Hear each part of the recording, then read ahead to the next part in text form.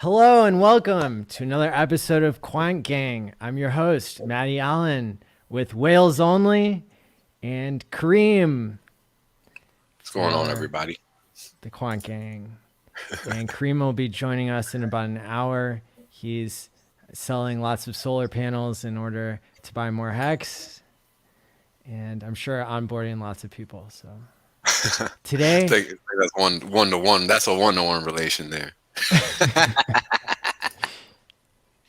our topic today is PulseChain, and there was a lot of information dropped yesterday in Richard's 8-hour live stream, and the community already had so many questions, and now we have even more, I think.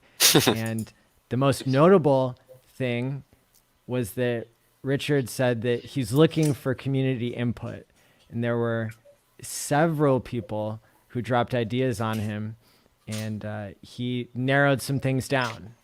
I noticed maybe 4 or 5 hours into the stream, Richard pretty much indicated that, well, like it's no point in keeping everything a secret right now, because the faster we can get PulseChain here, the better. And so that's why we've dedicated this stream, this episode, to PulseChain. We're going to unleash a new feature where you can join us in the audio here on Telegram. And we got all kinds of stuff for you. Let's go ahead and play a 30-second intro and get started.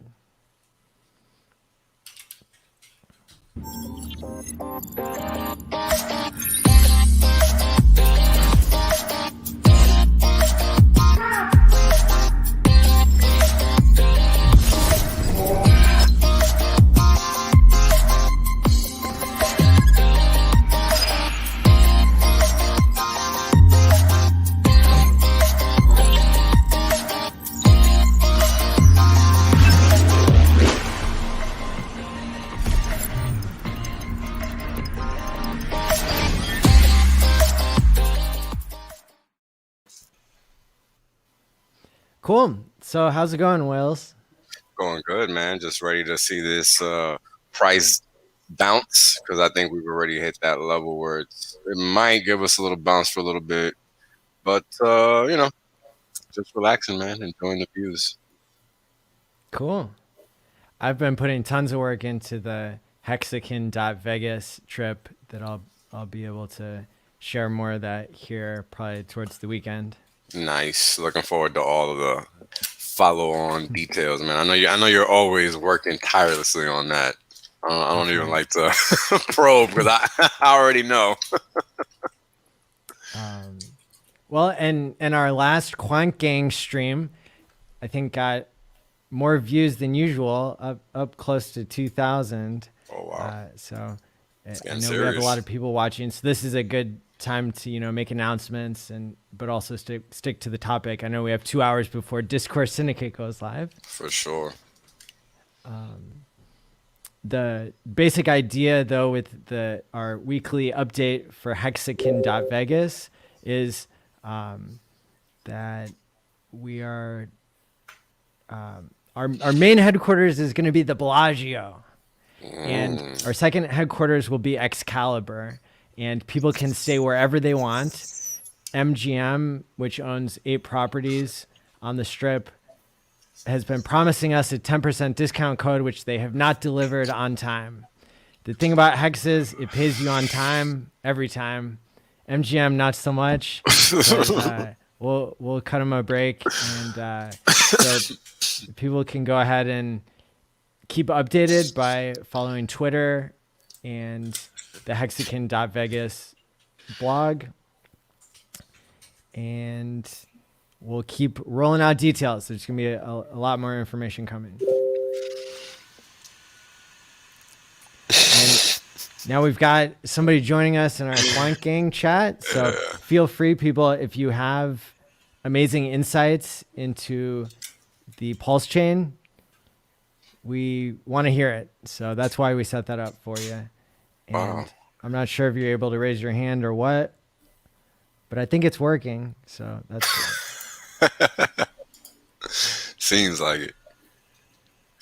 So the craziest thing is I'm updating the data right now. APY is almost at 37%. Um, but it's not so much that we're just at 37%. It's that we're at 37% again in such a short period of time. In conjunction with the payout per T-share being at 5.7, which has been the most recent lower bound too. So either people are forgetting to end their stakes or do good accounting, or there's some serious adoption going on. And by the look of the T-share count, it's looking like some serious adoption. And the reason I guesstimate that is because excluding all of the big payday data points, today's date does have the highest T-share count at 11.105 million trillion shares. So there you have 11 it. million? Yeah, 11 million trillion. 11.105 million trillion. Nice. So yeah, we're getting up there. We're getting up there, man. It's getting serious. So ultimately that's gonna cause price to just pop up because it just has to. It's not really optional. It's just how the system works because of the bond math. So I'm still trying to figure out exactly what the ebb and flow is. It seems like you see the rise in the T-shares first, and then the rise in price, but remains to be seen. We'll see.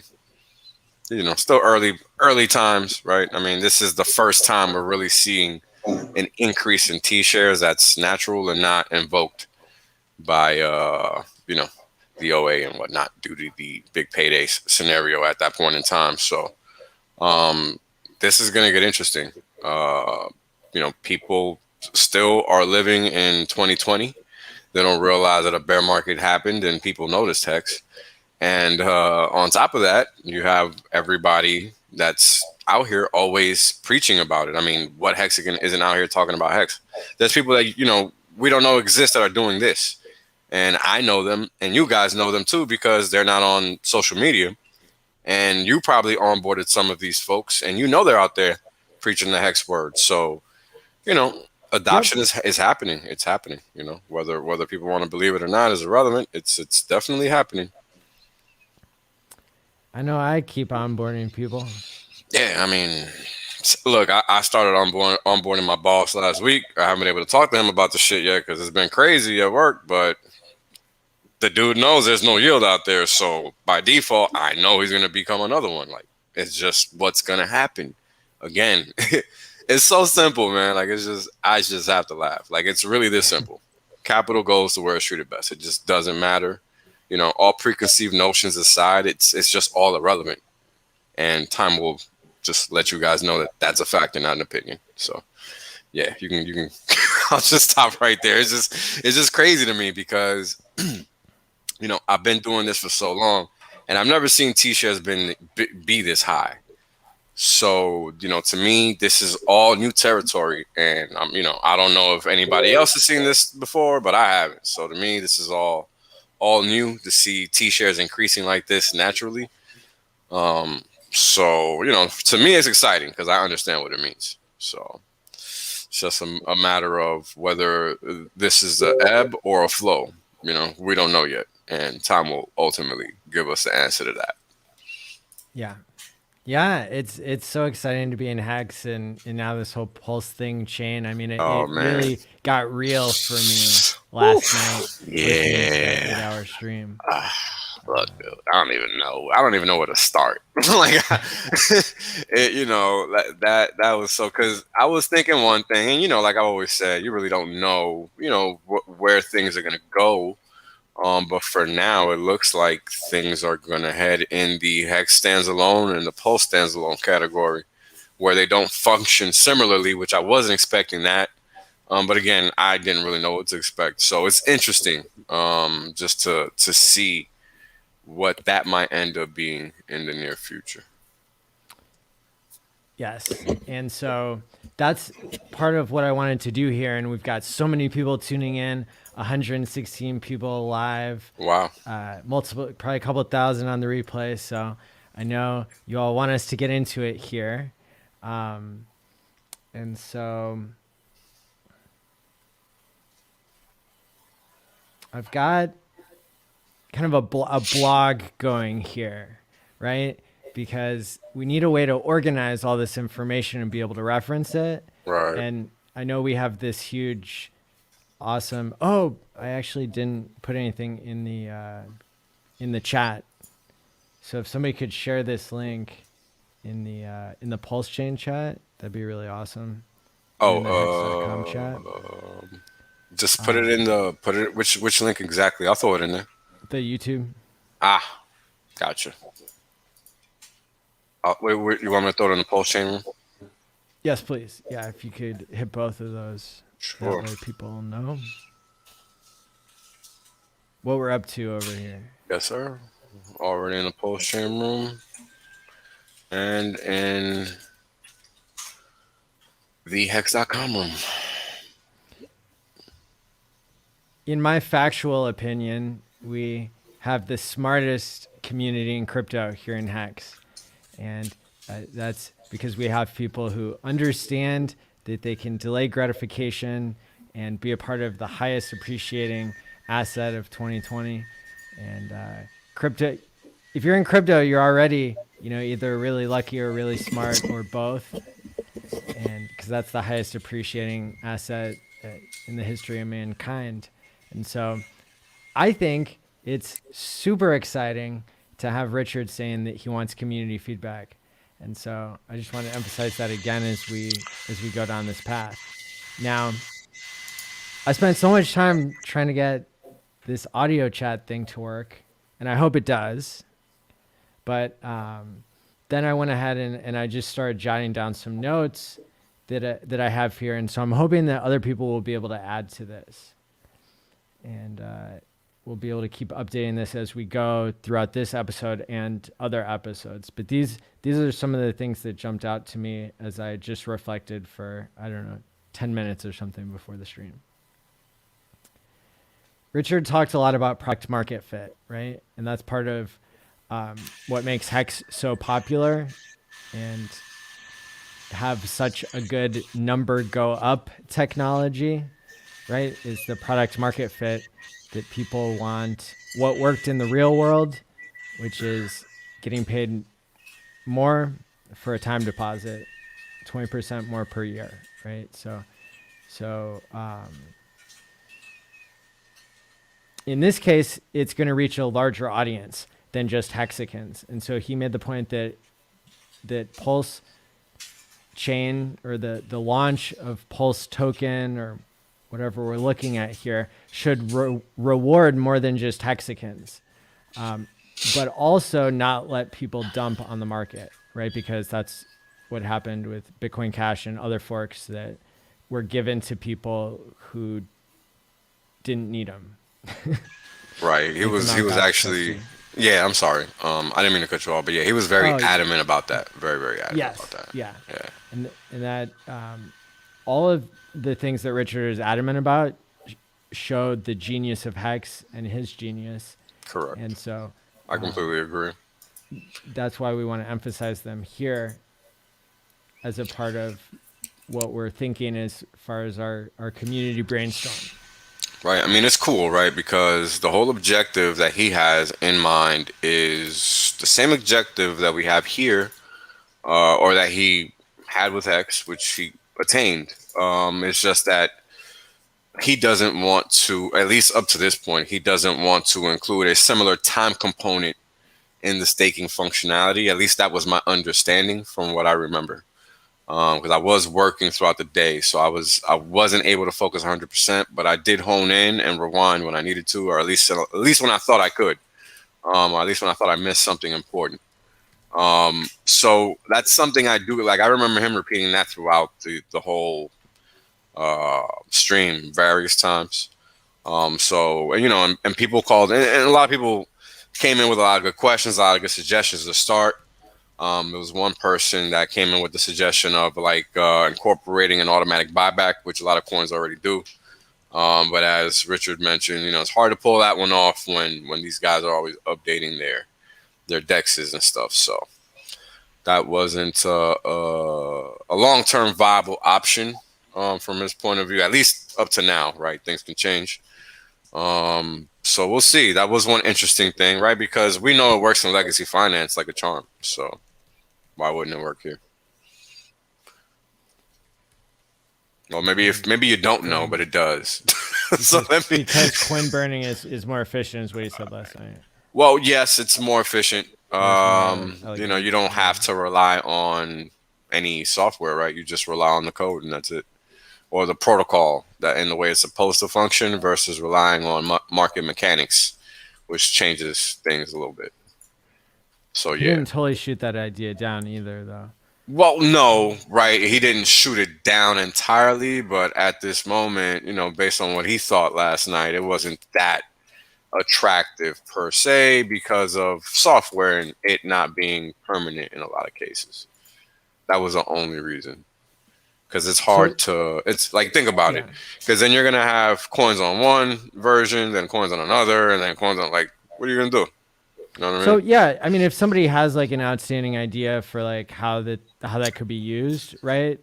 Well, yeah, that's the whole point. Anything than coin burning. Yeah, anything great. Really. But for now, that's our note here is that it probably won't incorporate automatic buyback of other tokens. Right. For now. I mean, if there's a way to incorporate that it makes sense, right? Like, I don't know everything. Everybody doesn't know everything, and that's what this is all about. There might be something that somebody knows out there that we just aren't privy to. So, for sure, man, that's what this is all about. One of the things that I had a question of in the beginning, and now it's been answered clearly. Both liquid and staked hex will be a snapshot and live on both ETH and Pulse chains. Oh yeah. That's a funny thing, right? Like, Richard is looking to take care of Hexagons, but he is also looking to take care of new oncomers, right? New onboards. So this is very, very exciting because we're already here. We're only gonna benefit in more way than one. Like, if you're already in Hex, congratulations. You know what I'm saying? Like, it's gonna be a hell of a payday for most people. I don't know if it would be who or whom here. Well, whatever. Yeah. Whatever. Let's see. Airdrop rewards. Marketability, do you know? I think I have to mute myself on one. Yeah, you gotta mute yourself on. I'm not sure which. Okay, so anyway, I missed this comment, which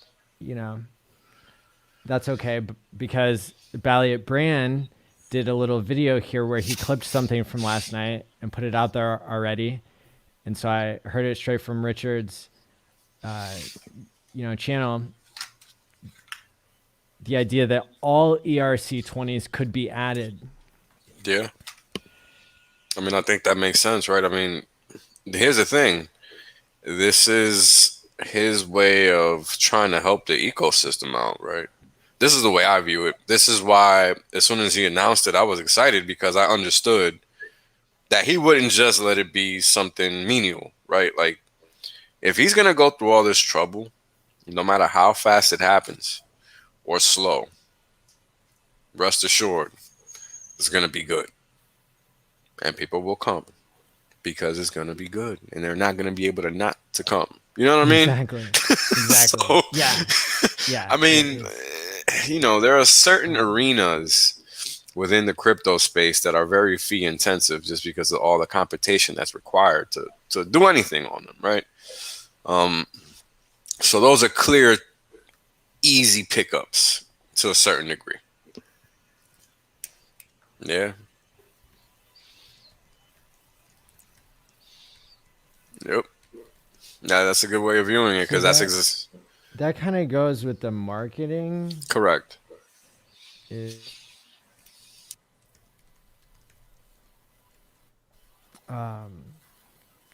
Yeah.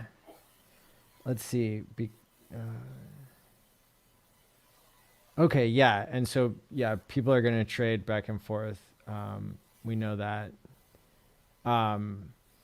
and that's an incredibly important part of how we're going to prepare people. Yeah, let's talk about that mentally for the and first part, or for a little bit, psychologically.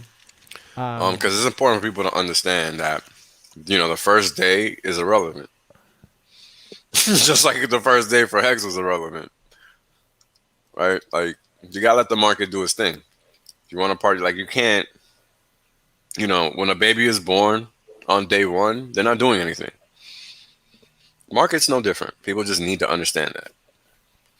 So, early stages, you're already a Hexakin, you're already paid. Just sit back, relax, and watch the show. There's really nothing for anybody that's in Hex to do. Literally nothing. There's literally nothing for you to do, and that's advice. There's nothing for you to do.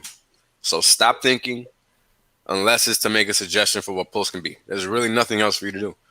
There's no concern required. Your net worth's about to get doubled at a minimum. You know what I mean? So the important thing to do is focus your energies on what's important.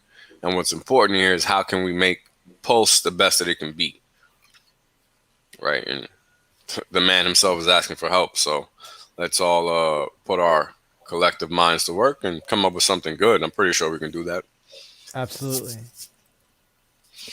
Can't be that hard. Another point that I wanted to summarize. He got into some complicated stuff last night. But another thing that I wanted to summarize here is that he said 20 to 100 of the largest, I assume, Pulse stakers, and would be the proof of stake validators. And the reward weight could be cycled so the rich don't just get richer. I don't fully understand that.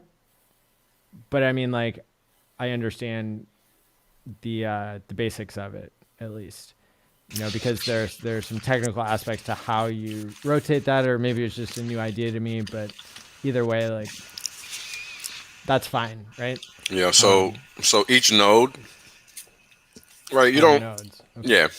So here's how it works. Think about the internet, right? The internet is like a series of interconnected dots, right? That's really all the internet is. Blockchain is no different, right? Because what the network for a blockchain is just that. It's just a microcosm of the internet. So what you get from that is a bunch of connection points. And the more interconnected it is, the longer it's going to take for the transaction to be confirmed and validated, right? No. You control, no hand required. That was funny.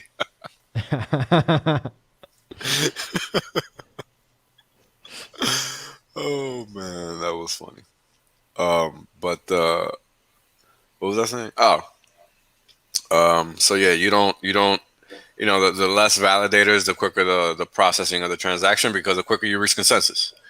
So that's why he wants to keep it to less than 100. And what I remember him saying specifically was to whoever of the current Hexagons that have the most T shares, that's his initial thought. He's not entirely sure on how he's actually going to go about doing that process of determining who is going to be or how the validators are going to be determined. So a validator is a person that actually is doing the node work, right? Like the person is the validator. The node is a machine, and you have to be staked in order to be a validator to run a node. Whole bunch of mumbo jumbo. Yeah. Just to say I'm running a blockchain. Yeah. And I've run a Bitcoin node before, and it's. Can we hear Marcovelli? I was hearing you. You're hearing me. Okay. I think we should be able to hear people from the voice chat. I was saying though that I was just asking about the node. There we go. I heard him. And what about it? Oh, he's on a delay because he's listening on YouTube. Ah, of course. Because I'm not echoing myself.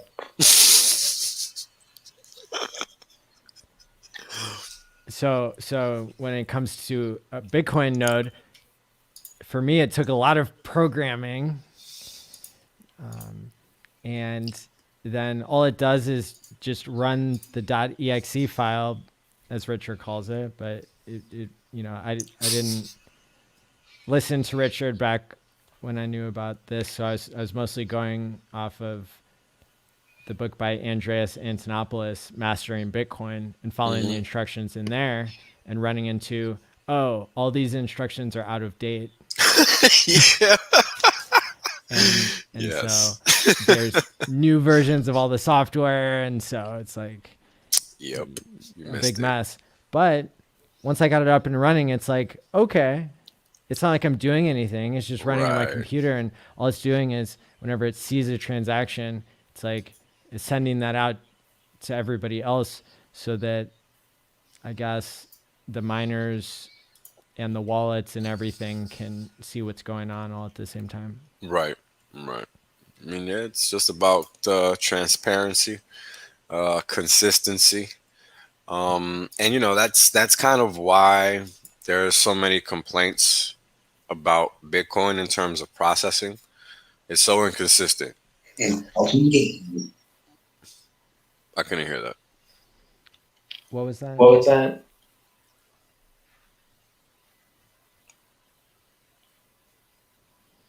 Yeah, it's Face games.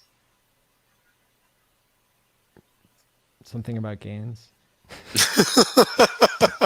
I'm not sure. Yeah, I don't know why it's not. I couldn't hear him this time. I heard him Maybe fine we last shouldn't time. have told him that he didn't have to raise his hand.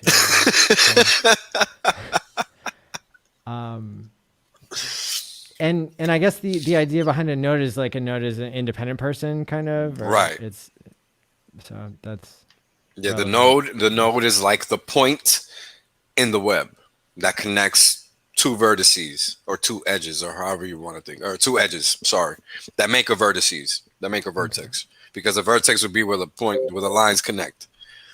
Excuse me. So I know that there's going to be a lot of thinking that goes into this part of the equation. And I also wanted to talk about the adoption amplifier aspect, because I think that is a really exciting way for this to go down. And the first person actually I heard talking about this was actually Joe Hexatic. Yeah, I think you're right. I think I saw it in a Twitter, maybe, or maybe it was on the voice chat last week. Yeah, somewhere. And now we had somebody ask Richard about it, and he said, "Oh, yeah, that might be an option." I think it's interesting because that's how. What was that other crypto that Hex imitated?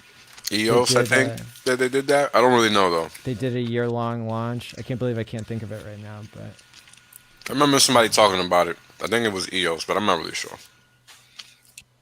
EOS, that's it. Yeah. I thought my memory was bad. It's not that bad.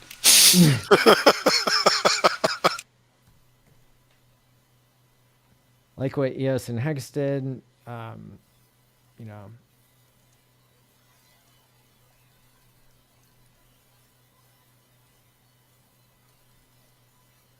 year-long launch, right? And somebody in the chat is talking about the value of freemium I like that. onboarding.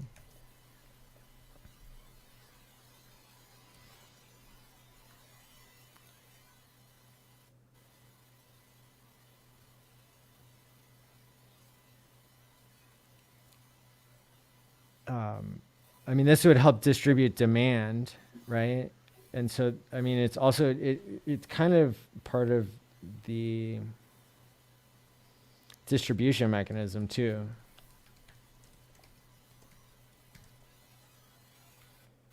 Or there might be multiple distribution mechanisms with hacks, right?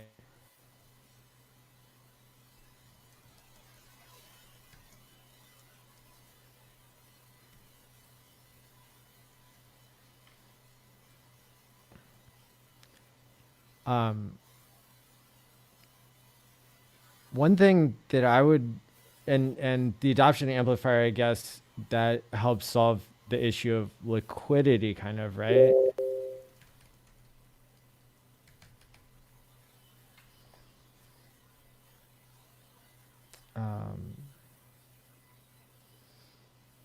But I think so. I think instead of doing an airdrop, I think a really good idea would be like a free claim for ETH holder. Actually, for all ERC20 holders, because and if there were like maybe other conditions, like if the free claim was like a very small value, and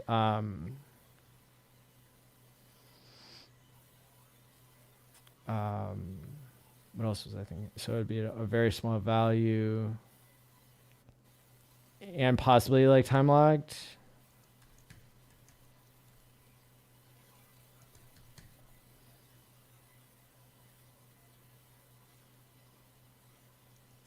We said this was going to be a brainstorming session. Oh. Whales, are you still there? Sorry, I was on mute and I didn't even realize it. I've been talking to myself this whole time. Oh, shoot. I was just making sure I didn't accidentally hit the mute No, button on my you were side. good. You were good. I muted myself. I didn't even realize it. But yeah, what I was saying is that the free claim is a great idea because that eliminates the liquidity issue from the acquisition side of things. And Because I guess, I mean, one thing that would be nice, whether it's time locked or not, I mean, even if it's not time locked, then we get people from every coin in existence taking their tiny little amount of Pulse tokens and dumping them on the market Yeah. for us to pick up super cheap, and then they have to come back later and buy them at a higher price. like always. But that leads to one major question that I have, which is like, if transactions are going to be super low cost, then how does the Pulse token have such a high value? So you have to consider it like this. Look at like 1 inch, right? I don't think their coin is used for anything on the actual network, but it's not necessarily the case that the Pulse token is going to be used for fees in any way as far as burning goes. I don't think that that's been decided or determined. The burning, yeah. Right. So that's the issue. Like that's what he's trying to figure out at this point, from what my understanding is. Like I initially thought it was gonna be like something like a 2-coin system, but that's not really efficient. That's inefficient because you're just adding cost to the situation. So I don't really know.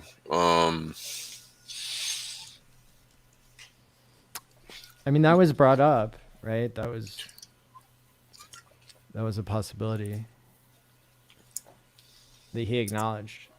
So they could do like a scaled coin release, right? Like a scaled claim, like scale X amount of coins, X percentage, like X amount of coins along a timeline. So you get 100% for your bag or whatever. That'd be a good way to limit the dumping too. If what? Like instead of time locking the whole bag, you can like release X amount at a time across a timeline. But clearly not that, not like a year or anything like that. Just whatever makes sense, depending on whatever they decide to do. I mean, I guess a year or whatever. I don't know. This is like difficult, right? When there's no actual value proposition, it's hard to make up a way for a coin to stay up. This is why Hex is so easy. All right, this is why Hex is so easy. It would be nice to like include some gamification. Right. So maybe because I don't think he's okay. So maybe, maybe make the Pulse coin like a staking pool type coin where the fees increase over time. And I'm just trying to think of how to make this coin go up in my head, like on a graph. Like I'm trying to just like imagine, right? Because we want pumpamentals, right? And the easiest way to get pumpamentals is by getting rid of supply. And that's why Hex is designed to zoom, right? That's what makes it easy. So the question is, well, what can make something that doesn't get locked up permanently, right? By permanent, I mean with a contract. Because here's the thing. You could easily just say that the coins that the people that are validated nodes getting fees like have to be staked or whatever. Right? Like they have to be staked, and that what makes them disappear from the supply. And that way the people that have the Pulse coins don't have to stake them. And the only way they're getting staked and locked away is if they are getting picked up by the actual validator nodes or whoever, the validators, or whoever the people confirming the transactions are. That's one way to get supply off the market, put it somewhere, and have it not hit the market for a while. However long, I don't know, but that's an idea. Cool. Yeah, I'm a good scribe because I took that down as a note. Bartleby, remember that one? What was that? I think Marcavelli is just saying like, one syllable trolling. Yo, Speculating the initial price. What's going on, Kinetics? Shout out to him. What's it going to be when it comes up? Yes, it's a Hex thing. Jose Dante. Can you hear Marcavelli talking? I can hear him. I hear him, but he just sounds bad. Sounds like he's in a bathroom to me for some reason. Probably my fault with the audio capture. Is it because of where the voice is coming out from on the mic? It's all like going through a cord, actually. I think it is. I'm underwater. There you go. That's what it is. You're underwater. Yeah. I mean, I heard him fine that time, which is the odd thing. Like, I hear him fine sometimes. Sometimes I don't. But anyways, just shout out to everybody in the chat. But I just want to highlight this this one message I saw, dude. It was super funny. Somebody, and I don't know how to say this person's name. And Kazi Kulu. I don't know if I said your name wrong. Right. But they wrote, I just spent 3 months watching all the major crypto channels and analyzing CMC and CoinGecko. Not a single word about Hex. You're still early. Congratulations. Yeah, exactly. Man, you're still good. Oh, man.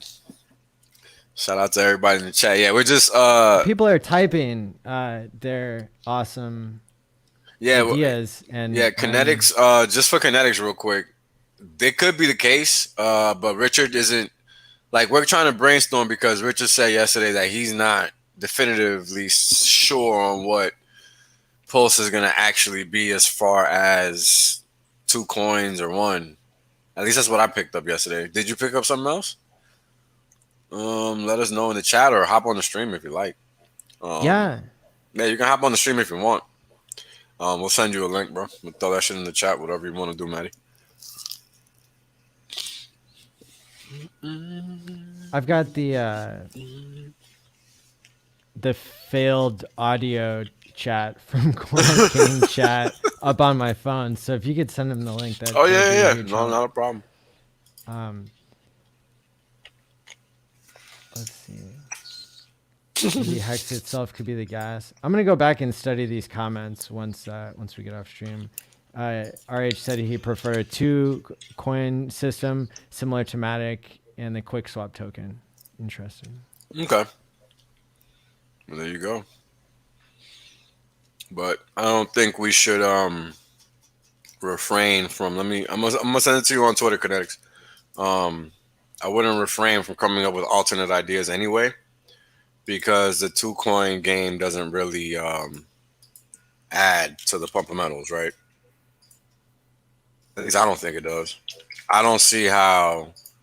I mean, I don't know. I don't get other coins. Like, I don't get how they go up. You know what I'm saying? So, like, that shit makes Because no sense. people buy and don't sell. Yeah, but not really. That's not really true. That's not really true. You know, so, you know, a lot of that is exchanges buying the coins, you know, buybacks and shit. That's not really, you know, retail and shit. A lot of that shit is wash trading. Like BNB, you gonna sit here and tell me that's really a $300 coin or whatever it costs? Come on, man. No way. Yeah. Yeah. All these duct tape tokens that Yeah, swap come on, and man. Pancake and all that. Come on. like, Come but then again, I mean, Hey, man. But that's Coinbase why. is worth more than $1 million everything. total. Then Yeah, I guess everything. we live in a weird world. Don't we? It's so funny, man. It's so funny, man. Exactly, Hornet. Richard is spending money to make us richer. That's exactly right. That's exactly right. Speaking of Uniswap, we'll probably just copy it for like what was it? Like QuickSwap did. They didn't even.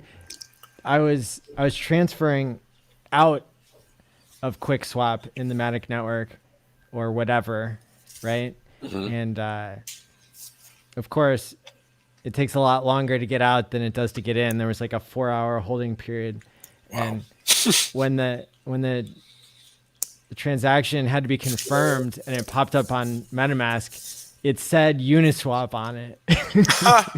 Love it. They didn't even change the logo on one part of the code. That's how Wow. sloppy they were with copying it. It's like, I'm Lovely. not sure how much I trust this right now. If you Right. can even change all the logos, like Yeah, Control F still works in text editor. I'm sorry. Like, I know it does because I've learned a little bit. I know enough that I know that. it was sad. That's crazy.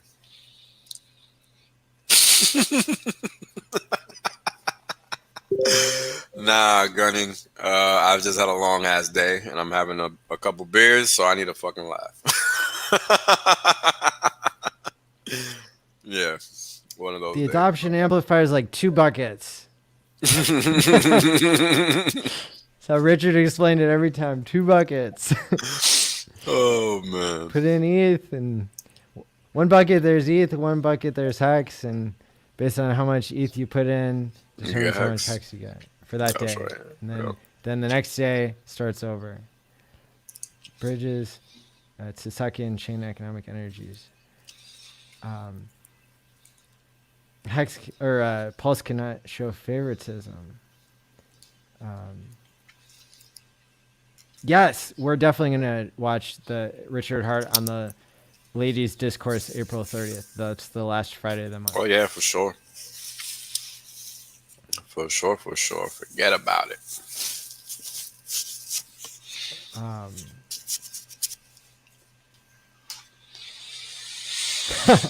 Okay. Dr. Moore has a good one. He Throbs. says he's suggesting the smallest unit of PulseChain becomes throbs. That is so funny, man.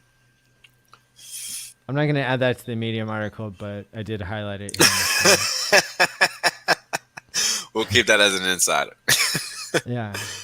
Oh man.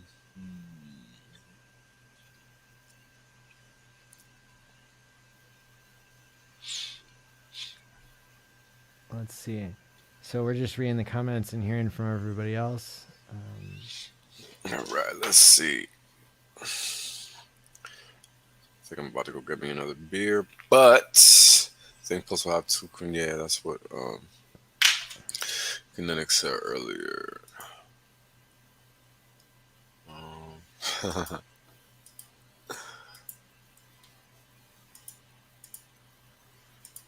All right.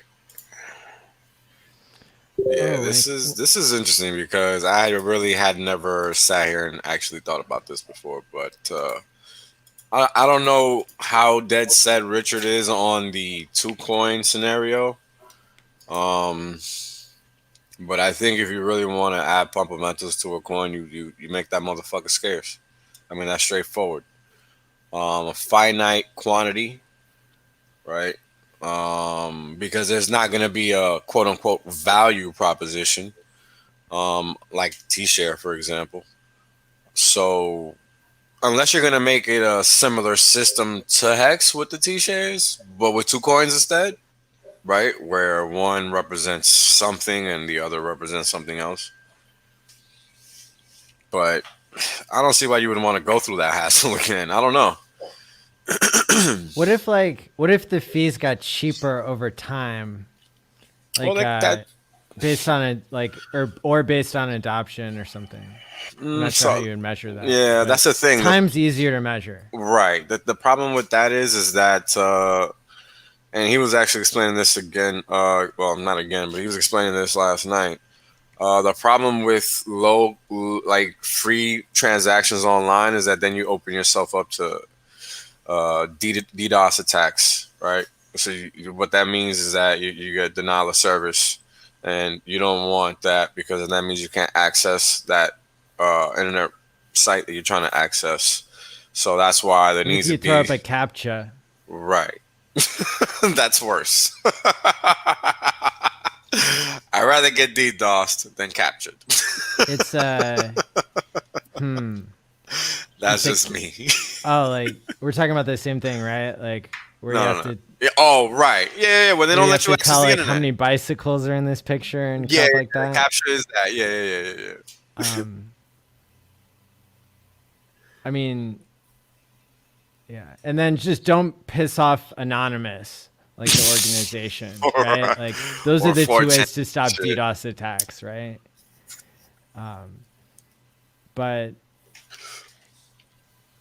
if the network's bigger, I guess then it maybe can handle more. It can handle cheaper transactions, or I don't know. I'm just gonna write it down and then I can delete it later. But yeah, just write whatever down because it's really a brainstorm session. It's good, in the sense that it's gonna make people think, right, and come up with stuff that they would have not come up with otherwise. Like I would have never thought I would have came up with something like that. I think that's a pretty good idea. Not because I came up with it, but because it really does give the fundamentals to one singular coin, and that makes it easier to go up. And if you add the finite quantity fixation to it and then scale it out over time, like, yeah, I don't know. That sounds like a good combination. But again, I don't know, man. It depends exactly what he wants to do. like if we had something where it was like you got a discount if you had a hex stake. Having a hex stake is provable, right? Yeah. And then if you tried to like attack the system, you'd have to create like a bunch of different stakes on like different. So like maybe it would be like a hex stake of like a certain size, or maybe it would just be any hex stake on the ETH chain because. But then that gets it in the favoritism, which we don't want to do. Yeah, that's a hard thing because I think his ultimate goal is going to be, at least from that perspective, to not make it too favorable. Well, here's the thing: we're early adopters, so we're going to be winning regardless. I think he just wants to make it fair, right? Because we're going to be ahead of the game regardless. We're already Hexagon, so we're already beating everybody else. So, excuse me, by default, it's going to be hard to suppress that. So I guess the real question is, well, how do we make it fair. Like, well, I think that's really comes from, just like we were talking about earlier, just how the adoption phases ran. And I think, the adoption amplifier is a good prospect. Maybe I really can't imagine of anything else. Like you can't really have unless he wants to do a liquidity pool, right? Where the OA is doing a liquidity pool. Like I don't know, how people are gonna act about that shit. So I don't know. I don't know about that one. But then once you get an OA in the mix and people start getting all finicky or whatever, or I don't know, maybe call it something else. People just with a different word, it's like a whole different connotation. Now people are slow like that. Yeah. So the DDoS problem is kind of a big deal, right? Yeah. If you're trying to do cheap. Yeah.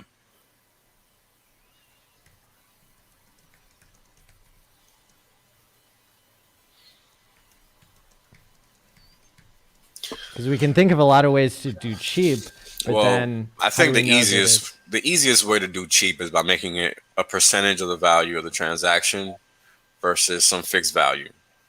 That's number one, because then it's automatically guaranteeing proportionality to the person interacting with the system, right?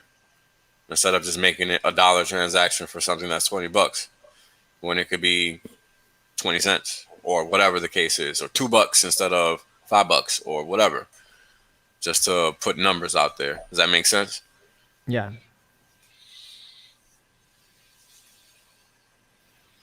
I'm going to shut down this voice chat thing. I'm going to say that it was a failure. It's just not, we could have ran a little different, but it's fine. Yeah, it's not really necessary. I proved that it's possible. So. Yeah, exactly. There'll come a time where you can use it.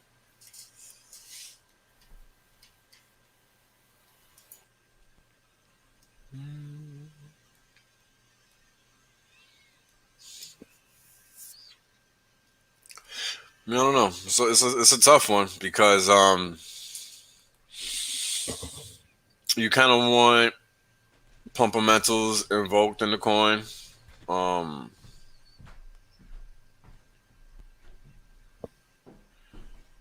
It's like, well, do you want people providing liquidity, or do you want the validators getting paid just for validating like transactions? Like how is it exactly going to work?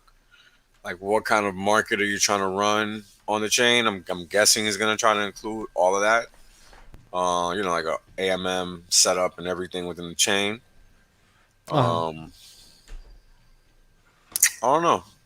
It's a good one because there's so many different ways you can go, and it depends on the back end of things too, more than everything else. Because if you can figure out some slick stuff on the back end, excuse me. If you can figure out some slick stuff on the back end, then that'll make possibilities that you didn't even know, were possible.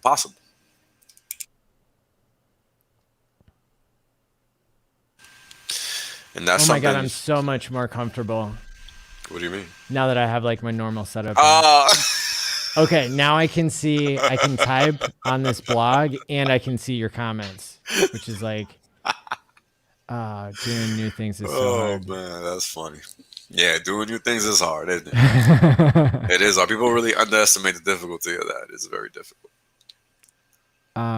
Still don't understand the tokenomics with Pulse. Can you please give a simple example with stakes and liquid? We're actually working on that. So if you have any ideas, let us know. Because there's nothing to get. There's nothing yet. Sorry, guys. There's actually nothing to get. We're actually this is a brainstorming session. So I don't agree with this. I think he knows more than he's saying, but I don't think that he's got it all figured out, and he's just I don't know about that pretending. One. Like Richard doesn't pretend about things. That kind of stuff. I don't know. Because I really thought this is what leads me to believe that he doesn't. I really thought he wasn't going to spend 8 hours answering questions and saying, I don't know. Yeah. He was going to give some meat, and he didn't give shit. So that lets me think he don't got shit to give. he's got devs. So now we just Right. need the best game theory, and we need the best. I mean, either he's the best actor on the planet and he's doing the wrong thing or something. I'd be okay either way. And like, I mean, yeah, I'm not sweating it. Another thing is, imagine, if Richard does have things figured out, but he's acting in the best interest of the community, not because he wants to pretend like we're involved, but because he wants to see if we'll come up with a better answer or the same answer as he did. Right. Very true. Very true.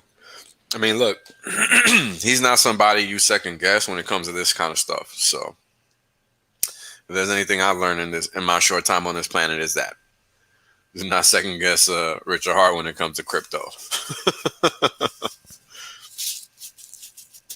Yep. We need smart contract features. Well, that's a given, man. Yeah. We're forking ETH, so that's like embedded in the whole, shebang.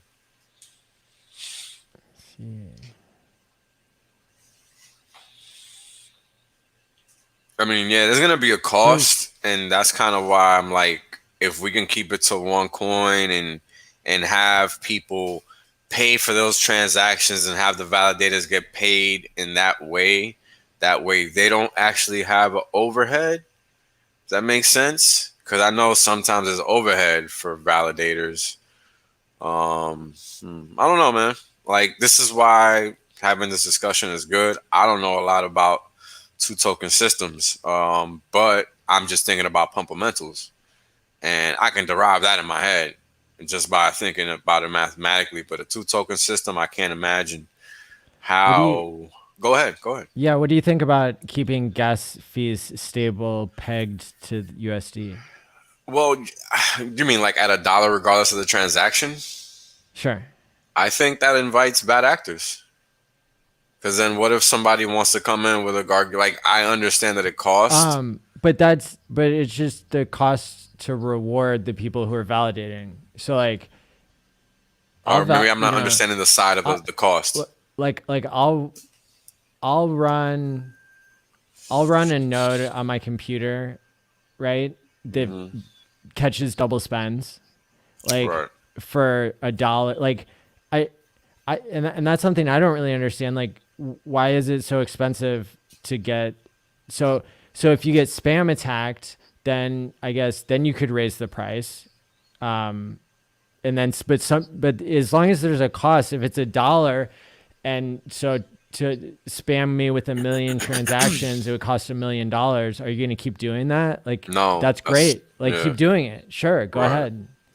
Like, so maybe, it's very cheap for me to run a program on my computer that makes sure that there are no double spends. Like, so let me ask you this, Maddie, because I've never run a node. I don't know exactly the piece of the code where they derive a cost. And I guess my question is specifically, is that something that's coded into the software, or is that something that's specific to blockchain software? So it would be coded. This is my conceptualization of how a node would be like a miner, right? Which is the same as how somebody who's being a validator, right?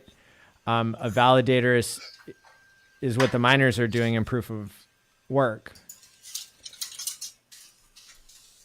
So it's not that expensive, right? To run software to catch double spend. So I guess what I'm trying to determine is, like, I kind of get what Cordapen is saying. Like, I get that the cost comes from the computation. So the computation in this case is where we get the cost of the gas. Well, like the Gwei or whatever, or the Satoshis in Bitcoin. Because in proof of work, you have to keep burning more and more electricity. Sure. To compete with all the people who are trying to burn the same amount of electricity as you.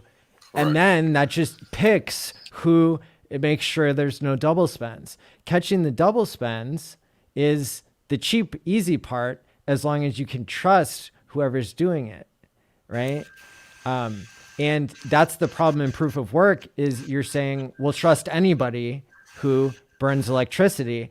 And in the beginning, when the tokens aren't worth anything, then anybody can burn a small amount of electricity. And like, you know, now Pick up a the amount of sizable electricity they're burning is worth, you know, a good amount compared to the tokens. So you're good there. But in this case, we don't need to burn electricity. We just need to have people who are honest stakers, and they would lose something if they lied, and they check Right. each other, and then you catch the lies. Right. Richard was also very adamant about that being a feature of the staking aspect or the validation aspect from the Pulse side. For obvious reasons, right? You want to maintain that security feature, the security aspect of the coin. You don't want to. I have no idea what the quantities are going to be, but they're going to be high. That's for sure. I know I'm not going to be in that bucket. That's for sure.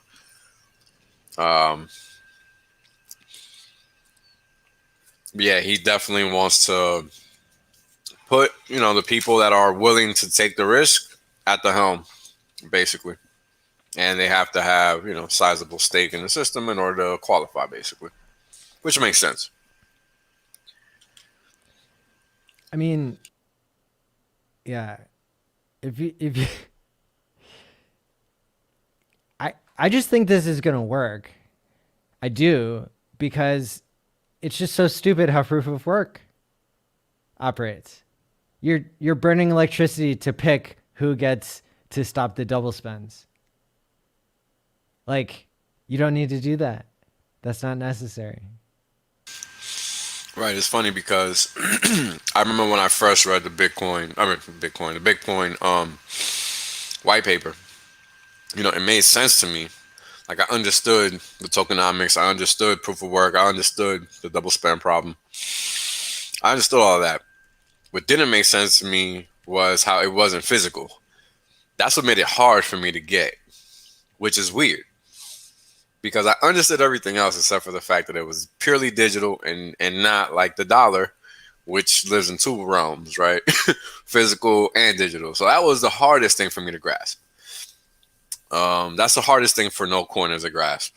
It's less so nowadays because Bitcoin is 60,000 plus, but it's still, you know, tough for them to deal with it because then it's just no money, no nothing, right? It's all purely digital at that point. So it's a different ballgame.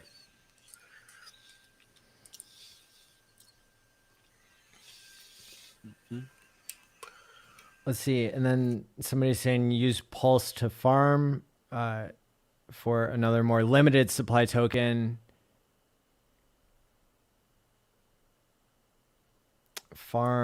So farming is just staking, so it Generates yield. becomes more so they pay you in like Some other token or Genesis whatever. supply, but then it's not sustainable or whatever, right? Because it's just another copy of something that isn't that special.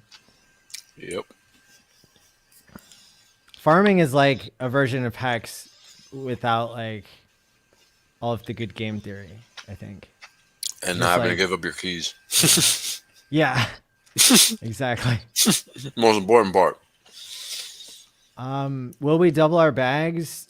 Like, Yeah, minimum. it's the value of our bags is based on adoption and based on new people buying. So like we can't predict new people buying except for the fact that we can predict that probably Hex is going to continue to be the best software you can use to send money to your future self, and that's going to continue to be valuable for humans. So whatever chain it's on, like, you know, that's going to be something that we learn from, but like in the end, our value is going to be somewhere, right? Yeah, when I mean our network's going to double, I mean that we're going to get the same amount of Hex times 2. Yeah, it's just going to be like alternate dollar worlds. value, not relevant. Alternate universes that are Yeah, parallel dollar value isn't universes. relevant to me. You know that. What up? Hey, What Karim. up? What up? You, I was just wondering where you was at, brother. Welcome aboard. What's up, fam? Just finished work. Now comes time for the party. Tell me about it. That's awesome. Double the bags, double the fun. That's right. Back-to-back daily. And what do we like? We like fun bags, baby. There you go. Chugging along. Every day getting paid. Like I told people yesterday, it's the key, man. That's right. Having that consistency, it just feels good. Gives that peace of mind. People can chase, narratives and stuff. Might get a little pumped, but we're getting paid every day, Hexagons. Doesn't even matter. Stick to what works, But this week's gonna be amazing to see what happens, Mm-hmm. So what did I miss? Please continue. So Go ahead. I'm just trying to write down some of the ideas that I've heard from Richard and others and us here, people in the chat, just to kind of have a reference point that's not 50,000 Telegram messages in the Pulse chat.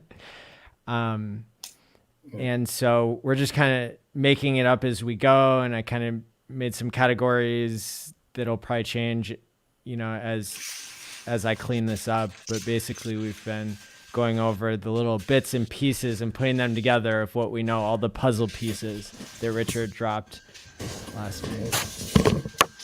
That's awesome. Right. And Karim was one of the famous Hexakins who helped run that stream. What was it like being Richard's right-hand man there? Well, always feels good, like we talk about all the time, right? When you're around smart people, it just makes you smarter and makes you want to participate and stay up all night if need be, because the content is that good and the quality is there, and you feel like you're with your community, with your people, you know what I mean? So when you combine that and we get to leverage something where people can come in and ask their questions, I think that's great, because it adds that extra touch of community, because we're not too far from one another. So I think that by itself was a huge plus. So, and be able to brainstorm ideas, you know what I mean? Leveraging about the community, because combined we're more powerful, right? Yeah, absolutely. And it'd be great to have that. So again, voice chat really came and changed the game. I think it's kind of that good karma that keeps happening to us in a good way, right? We'll overcome adversity, stuff happen, Uniswap comes in, boom, that helps fix the DEX thing, the airdrop stuff, whatever. People got free money, so they can add to their stash. It's cool. Now we get voice. It's just, and it helps fight the scammer too. Very, very important, because somebody can just hop on there, ask questions, the admin can, pay attention, things like that. So I feel like just better tools just keep popping around helping us out. So I like that. Yes. Awesome. And so we had our own voice chat. The Quant Gang voice chat was connected here, and but we didn't end up. Basically, it was just Marcovelli voluntarily trolling us. And, so we allowed it. I guess I missed that. And then we had to shut it down so I could concentrate more on because people seem to be liking to type their comments here and share their ideas. But then we just ended up going over my conceptualization of what proof of stake is in the first place. Okay. Is super valuable, because in the end, proof of work isn't spending all that money burning energy to catch double spends. They're spending all of that energy and all that money burning energy, the energy that they're wasting, to decide who gets to check for double spends and to trust that they're going to be an honest participant. And that system is out of date. It's like if I was running Windows version 1 instead of whatever comes on computers these days. So it's ruining everything because of high fees and low throughput and ruining the environment, et cetera, right? And it's not that expensive to run software to catch double spends. Now, if we want to talk about like a decentralized world computer and this and that, maybe there are things, but still, like in Hex, we shouldn't be having to pay just to do addition 500 times. Like that shouldn't cost $500, right? On the Ethereum network with the downgrade that they just did, it's like things in technology. I think it goes live sometimes they just sometime get tonight, worse. right? The new update. Yeah, within the next 24 hours, I think.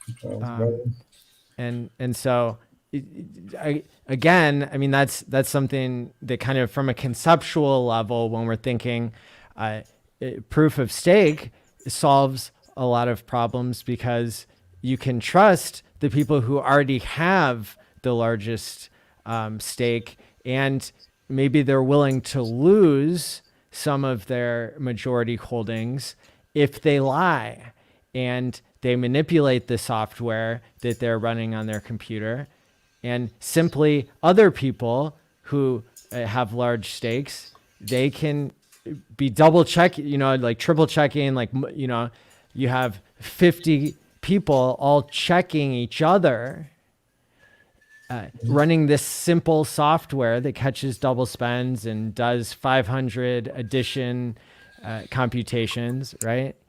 And then you catch people when they lie, and then they lose their stakes, so they're not going to lie. And the network remains secure, because when they do lie, okay, let's just say when they do lie, then that's fine. They get penalized, and then you don't trust them now as much. So it does, maybe get complicated in reality when it comes to like having good security and stuff. But really, that's possible, I guess is what I'm saying. So Absolutely. I think for me, a couple of the key takeaway why I like proof of stake better, because if you guys remember one of the old story I told you, I was part of EOS in the beginning, right? Delegated proof of stake, what I actually, fell in love with at the time, right? Because I literally watched Dan Larimer breaking it down, like, whiteboard and everything. And it was pretty cool to watch, because he, the guy that came up with the thing and back in the day with BitShares. So number one, I like the fact that there was inclusion in terms of like when you do proof of stake, right? You come in, whether you know how to handle building the big miners and all this other stuff or not, you just have your stake and you can just be there and participate, right? So just that inclusion aspect, I think, is one. The fact that you can set things on autopilot is two. And like Matty, like you said, it's proof of stake. It's kind of like, put up or shut up, right? Because for you to have a say in the network, you have to, put your money where your mouth is. So that aspect is really, really, really good in terms of game theory, because you will have to literally sacrifice a lot if you're trying to be nefarious, and obviously having the checks and balances and things like that. So when you combine, the three, I think that's the key, because you could say proof of work too, to some extent, if you mess up, you're going to lose a lot of money. You got to know what you're doing, but there's less inclusion because economy of scale comes in. Only the big bucks can, really participate when the rest gets kind of pushed out. That's why over time it centralized itself. So, and with the other one, it's just better like that for the long term. So, and it's a perfect synergy with something like Hex, because we're all long-term minded, and you prove it with your stake. You prove it with your 5555 stake. So looking forward to see what comes at the end of the month. But for sure, my personal hinge, it's going to have a lot of things to do with, again, how long you stake, how many T-shares you have, stuff like that. So it's going to be amazing to watch. Yes, absolutely. And if anybody has ideas, New Zarov is asking, yeah, you can message me and I'll throw it up here, or I'll, put it into the Medium article here so that we can include that. Yes. And token burning, like Richard was saying yesterday, it's definitely a cool and a better safety feature, because people need to realize when the tokens are burned, also it lowers an attack vector. Like, there's not a stash somewhere that some hackers can try to get access to and things like that. So that's also good, because he also makes us, a little bit more towards the inflation rate. So. I missed that. Thanks. I missed that part. No, you're welcome. And again, most of the Maddie, what is this noise? I don't know. Okay, That let's Wales? thought I had something. Yeah. So, but by the end of the month, once he put everything else together, it's gonna be great to see. But imagine all the other cool stuff that we had now in Hex, plus what Ethereum's trying to do. Probably gonna get that before them because like the famous saying, well, it's hard to change the engine while the car is running, right? You already know it's coming, So baby. I know, and I'm just using my common sense. Anything that Look, you you want to know something, bro? He was downplaying everything so hard last night. because he has to remember I don't know how I'm gonna sleep tonight. No expectation, remember? Yo, fuck out of here. I know better. But yeah, Maddie, anything Eve2 is thinking about doing, we're probably gonna have that plus more. So Hell yeah, for that me, shit is a guarantee, bro. Like I'm 100% certain that that's gonna be the case. because remember, like you've been saying from the get-go, they've been trying to catch up to what Hex has been doing, right? We have the staking, we have the real lockup, not fake stuff, right? Eve2 starts to do that. We have the token burn. That's already what they want to be. Exactly. And if you guys remember, one of the top developer, the lead developer on Ethereum, and some of the big early wallets are part of Hex. So ask yourself, they definitely know what's going on. So, and then we're going to be able to have at least lowering our fees and stuff. That I look forward to that overall, because that's going to help for the onboarding, which I want to, at some point we're going to talk about today, which is great because the bond math is working pretty well. And we see the mark of adoptions, on the global stat, which is pretty cool. So looking forward to talk about that too. Yeah. Yeah. Just being relaxed, getting paid every day, you know what I mean? It's just great. Life is good, People worried about the Coinbase IPO, what's gonna happen, this, that. I told you last night. None of my concern, bro. Just please, for the love of God, right? Hexakin, don't get wrecked. Don't do margin trading, whatever. Remember, it's up and to the right. We have to stay on the bus, on the train, on the plane, whatever analogy you want to use. You gotta stay on that motherfucker. You gotta stay on the vehicle to get to rise. That's how it works. You can't just stay on it. Don't get off. And get ejected, because then you're gonna look bad 3, 6, 9 months from now. You're gonna be like, man, what did I do? This, that. No doubt about it, too, man. And we're getting more adoption too, which is pretty cool. Oh yeah, I think were we talking about that on the stream, Maddie, or was it right before? Was it right before we started? It was either at the beginning or we can see it on the chart. Like again, the global dude, we can see it. Look, we can see it in the T-shares. Mm-hmm. We can see it in the T-shares. We can see it wherever you want. Right. Yo, I was talking about that at the beginning. It's crazy, man. Because now the APY is at 37.04. Yeah. The T-shares is at an all-time high outside of big payday dates. Mm-hmm. We're solid above 11 million now. I used to say we're so hard to crack that 11 million. Yes, sir. Now we retest a little bit, but now today's number, just for your ears only, because everybody else has heard. It's 11.105 million trillion shares. New high. Yep. And if you remember, all-time adoption.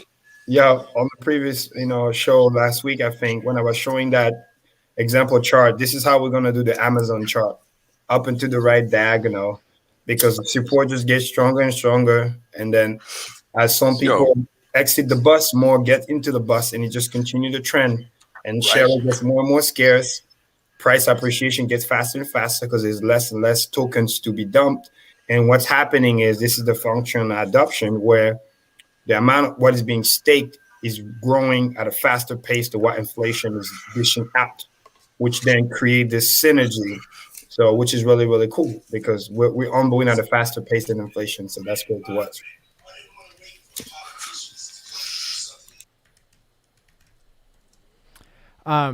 Yeah, the cost also comes from storing info on the blockchain. Mm-hmm. But again, why are you also running as much electricity as an entire country, like on top of that, right? I'm sorry, I'm over here dying. Yep. Yeah, Maddie, you got a good point. Again, it's like a proof of waste, right? So yeah, that's right.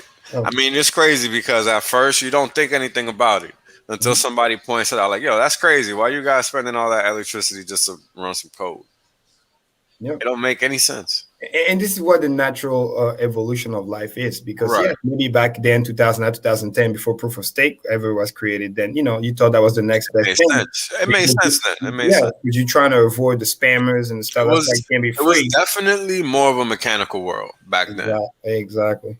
So now, but again, that's what upgrades are about. Now we find something better, then we upgrade. You can't just be Exactly. like, oh, let me hold up on this old Bro, stuff, because I'm never gonna forget the first time I read about proof of stake. I still don't understand it.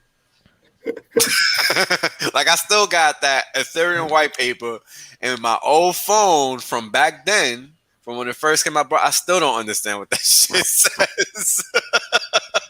And why is that? I don't know. It was just convoluted. I can't even remember it clearly. the way, I guess maybe it was The way it was written, it just wasn't clear. Yeah, that's one good thing, at least. Like the words make it clear, but then when they would explain it, it wasn't clear. It's like they were afraid to say you had to put money up. Basically, that's basically it is a skill too. Like I tell people all the time, just like in sales, like knowing the information is one thing, but the delivery is important. Oh yeah, for sure. And the quality of the delivery comes out. Hey, shout out to you for last night, brother. I remember that. If you guys haven't watched the stream at the 4-hour 7-minute mark, Karim does a very fine job of explaining to people how things are supposed to go. If you haven't seen it, watch it. Very, very good. Very, very good stuff. Because it's very simple. It's very simple. Once you deviate from that simplicity, that's when you find problems. It never fails. Amen. It never fails. Never fails. That's the goal. And being consistent. And this is also where repetition comes in, right? Amount of all skills, so people can really understand and get what they have, and then put into practice, then rehearse again. And they're like, oh, wow, this is what's happening. Like one of the things that I like, when I was first learning about proof of stake, because remember, I just got into this blockchain thing. So I was just learning, but I was just keeping my hands down, repetition, watching the video, putting into practice, even using drawing board, like, Yeah, for sure. You understand how the block works, the blockchain and all this other stuff. And the cool thing that I liked about the proof of stake was, you get a portion of the network, based on the economic value that you have. So one of the cool things that you have in terms of the bandwidth, the transaction and stuff like that. This is what back in the day, right? This is what I like EOS, because I'm part of the network. My fund, price goes up, all that good stuff. But, it was beyond that. You have a piece of the network. You're entitled to do a certain amount of transaction and things like that. And it wasn't that the transaction was free, but you were entitled to the bandwidth based on how much, the tokens that you have. So you can redeem them for the bandwidth. So little concepts like that, which is now great. To just, again, remind people, put your money where your mouth is. And because you come in with a certain amount, then, kind of capitalism, right? You get based on what you put in, right? Yeah. It's the same thing.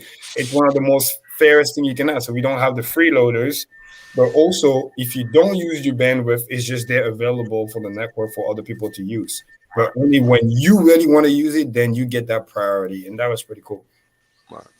So thanks, Melissa. Appreciate that. Shorty in the chat hooked it up with the explanation. And then one of the advantage of the delegated part of the proof of stake was with the 21 validators. So they were trying to fix the dilemma, right, of the problem, because the more nodes, the slower it gets, right? Because you need to get that scalability, and you don't want to sacrifice. Right. So they were trying to keep it to 21 to keep the speed. But then again, there's kind of like a constant voting. Imagine not the crooked politician, but there's constantly voting happening. Right? No. Of course, you're trying to reach consensus. Exactly. So if you got voted in, but you start messing around, you start not producing the way you're supposed to be producing, you get voted out right away. Right. On the next block. It's funny. I understood Ripple and all of those. I understood like most other coins, no problem. But the memes are getting out. I'm sorry. I just got into the Quant gang chat and the memes have started. This is hilarious. So the gangster part of it. Yo. I'm sorry. Is that us? So now there's a picture there. It's funny. Somebody posted a meme. It's some funny picture. Right. They put in the meme in the chat, bro. The Telegram chat. You gotta look at it. It's hilarious. Like, stop what you're doing and go take a look. It is so funny. You're gonna die. I was like, those guys look familiar a little bit. It's us. Maddie in a parallel life, Well, I could have been us in a parallel life. Throwback. Oh man, it brings back memories. It's funny, right? The day with the baggy jeans and everything, because we thought we were cool. It's hilarious. I But yeah. can't believe you used to dress like that. That's crazy. Oh, dude, way back when, man. Listen, when Yo. again that you get TV, I remember back home in Africa. I mean, that was what it means to be cool, right? I mean, Right. not That's what that it was low, over here. That's what it was over those, here. this is, now those kids nowadays they took it to another level. Like, you see why they put the pens down? Yeah. It's the knees, not even. This is like okay. Might as well just be like on your underwear, Not right? wearing anything. Yeah, Exactly. no, that's crazy. But yeah, so with this delegated proof of stake, which actually the consensus mechanism, makes sense because you get that speed, right? And you get the consensus of like if you mess up, you get voted out right away, which is pretty cool. So I imagine something like that with Hex related to you'll be able to be a validator based on obviously the work that you do, but also how involved you are in the in the ecosystem, in the Hex and things like that. So if you have a certain amount of stakes, a certain amount of longevity, you hear you long term, then you're entitled to get a little bit more. And again, you always vote with your dollars at the end of the day, right? Exactly. You might get a little head start or a copy or this or that because you're a long-term believer. That's cool. But eventually, there's always going to be having that entry because you're going to have new people that may have not heard about Hex. Again, how do you keep some meat on the bone, right? So that somebody that's brand new hasn't had Hex yet or whatever, but wants to come in and be a validator on the new chain, then you need to be able to create a solution. The same way, right? I wasn't here in the get-go. I didn't have any free Bitcoin to claim, but because adoption amplifier was here, I was able to leverage that, buy Ethereum, and then boom, come in, right? So having that kind of double dynamic is really, really cool. But I can see a similar system like that with the validators where obviously based on who's, like Richard kind of hinted, definitely less than 100, but like, top 80, top whatever, which are going to be usually the most committed, right? Common sense. For sure. And then having that kind of rotation in terms of, making sure you deliver because yes, you got in, but if you don't do your job, you're going to get voted out, right? It's the same thing because we're talking about a network. We're talking about a chain. So you got to have this, all your servers and stuff in place. So that's why me personally, I'm looking for, because I'm not super good in terms of that kind of techie aspect, but I'm looking for something where, because you see that in DPoS as well, with the delegated aspect, where I can just come in, plug my thing in, and then, either vote for somebody or be part of the pool, something like that. That's why we'd be interested to do, because it's not like I'm out here maintaining servers and stuff like that. Unless you get so cool that you can do like proof of stake with like the same energy of a laptop, that would be pretty cool. But I think that's not happening anytime soon, obviously. Right. I mean, that's the thing, bro. It can get that was so funny though. Imagine you're validated with your phone. It can get so. I was just gonna say it could get so complicated. It's hard to say because he wants to keep it as simple as possible so the transactions can memory. be Like you need to store the data of the blockchain. So if either you end up with something like IPFS where you're gonna have to recall somewhere, but at some point you need full query of the blockchain. So yeah, that's the thing, right? It's how do you do that? How do you maintain that constant state? Yes, or we can get something nice where we use the compatibility because we compatible with Ethereum. We find a way. So let me ask you this: is there some type of chain that instead of recalling the whole state every time, it maintains the state, but not? What I was thinking about is maybe something like kind of like snapshots periodically.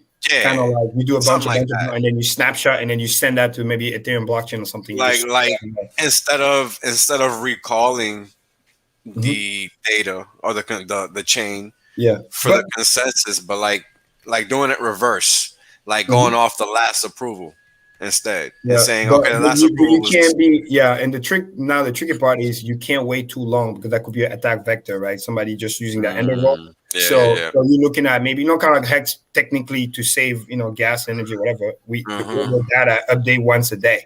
You know what I mean? It doesn't wait. It accumulates all the stuff. He do those little snapshot, but he does it every 24 hours. So that's kind of like okay. I think more than that gets a little bit tricky. Yeah. And then, but ultimately, no matter what, as the year goes by, you're gonna store more. So now Moore's law is gonna work on our favor, hopefully, right? As the year goes by, we can store more for less, right? Yeah. And yes, but because that would be the ideal, right? So that everybody can kind of participate. But since we're looking at scalability also, as long as it's what's called decentralized enough. That's the key. Sufficient decentralization, right? So Yeah, yeah. 80 to 100 That's should what's be, hard because he yeah. wants to keep it to 100. Yeah, because remember, But that's where the math comes in with the physics, right? The yeah, more you have to circle around to travel to get all the the longer validators, it the takes. longer it takes, right? Yeah. Milliseconds and not. So this is why the less people the ball has to pass around, the faster we can do a round trip. Correct. So those are things that you can't bypass that. This is why with EOS they got it to 21 because that's how you were getting those millions of transactions per second. So, which honestly, once you get to that point, you're good. You can just Yeah, it doesn't matter. From there after that, you can just do sidechain, which is just parallel with the same number of validator, which is what they were doing. So imagine like the same validator validating multiple chain. Once over time, over the years, when something gets full, right? Yeah. You just spit parallel, so it's kind of like copies. Yeah. It's like a highway. You went from like 1 lane, 2 lane, 3 lane, 5 lanes. You know what I mean? But it goes in the same direction.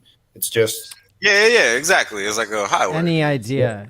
Yeah, any idea is programmable. Mm-hmm. Welcome to the Matrix. Yeah.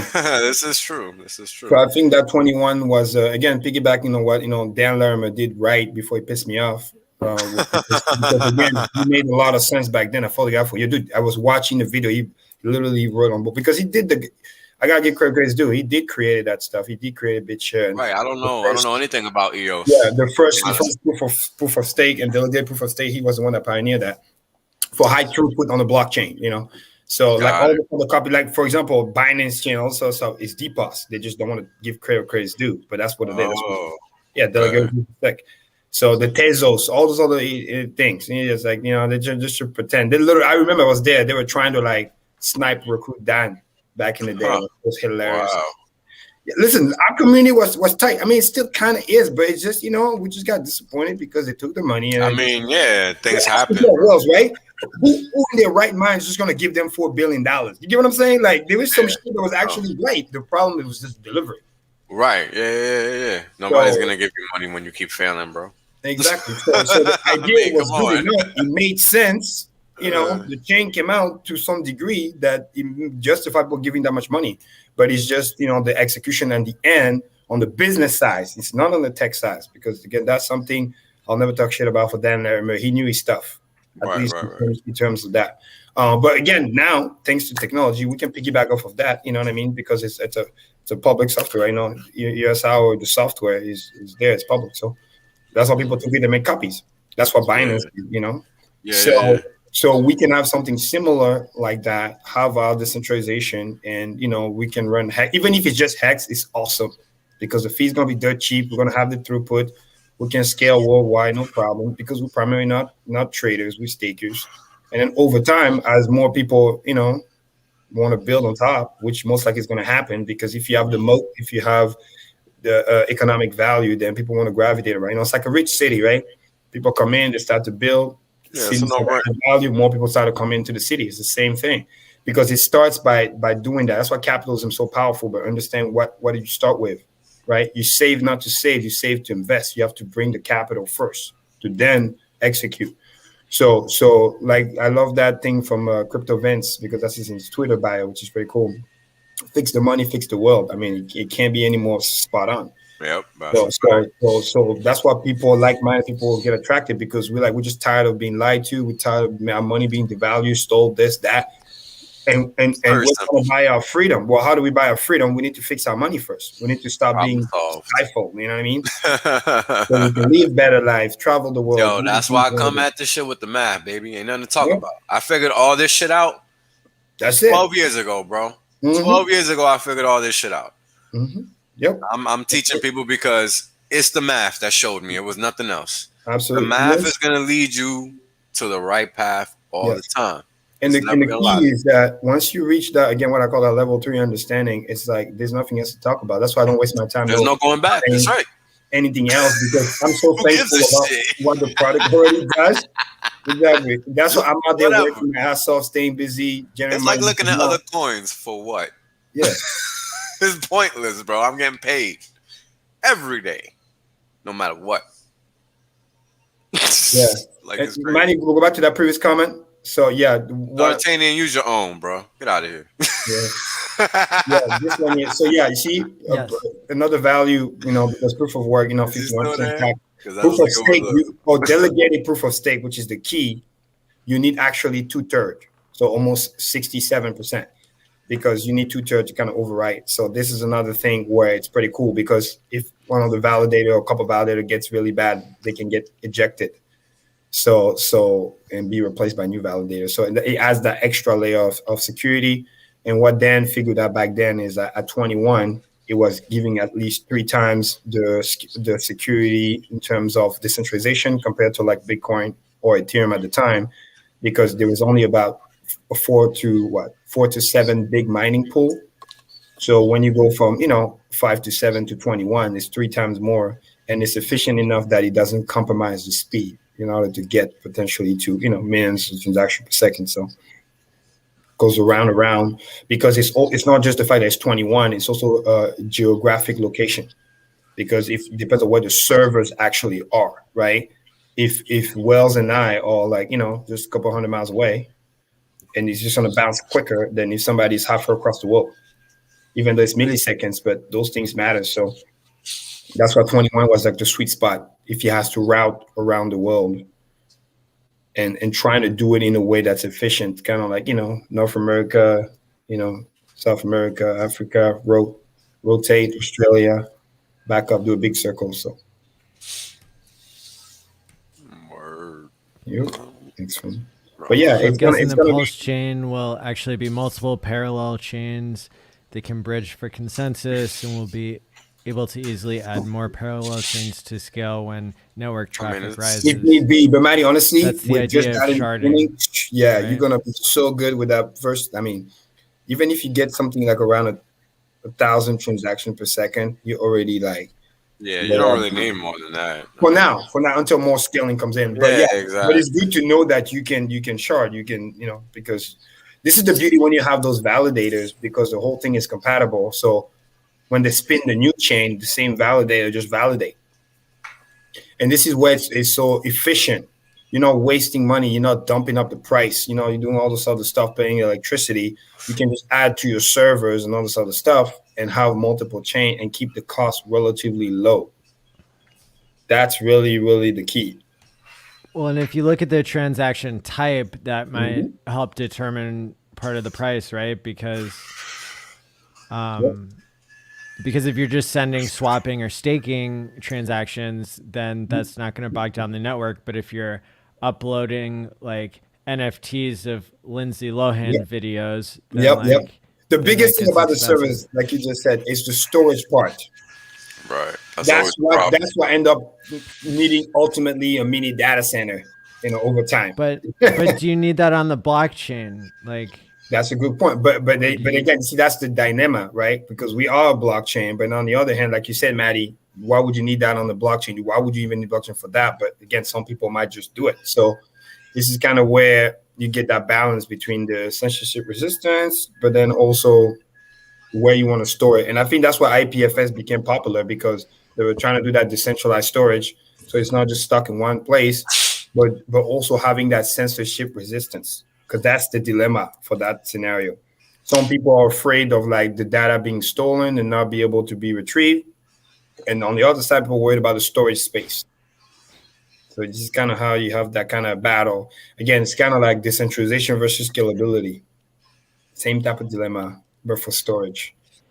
I think if people can store NFTs, which are pictures on the blockchain, which I know because I did that with hex badges, like, then why is it costing so much to do 500 days worth of adding one number together? Oh, that's insanity. Yeah, I mean, that's just like, that's not like, yeah. Ethereum is out of their mind. Yeah, but you know what's funny though? This is what we saw, how there's so much bot action like over the last week while the price been going down, thanks to that upgrade where the bot can't just front run each other. You just see the major difference. Like even right now, all-time high, all this other stuff, little whatever happening, buzz. But guys, go look at the gas tracker. It's still below 150. That's pretty good because we know back in the day, just a couple weeks back, every time we do all-time high, I mean, that shit goes like 300, 50 numbers in front run. 300 enough. So we know that there's a lot of, added shit that none needs to be there because not that it's fake, but it's just bots trying to front run. So imagine not having to deal with that and optimize, then that will make it even better. So you could have a slow mode. Yeah. Yep. Like in the chat, when you don't want to get your chat spammed, you turn on slow mode. Mm-hmm. Oh, that's a good point. Yeah. Inflation. Yeah. What would that inflation? I mean, the funny thing is that inflation will most likely be paid to the validators. I think it will be a retrospect of not just a percentage, so to speak, but I think it will reflect what the inflation is for Hex or lower. And if the token price is at a certain value that it pays for the validators, it's going to be better, period. And I know one thing's for sure, it's going to cost less for the validators than if they were doing proof of work. That I know for damn sure. Oh, yeah. So there's going to be less dumping happening.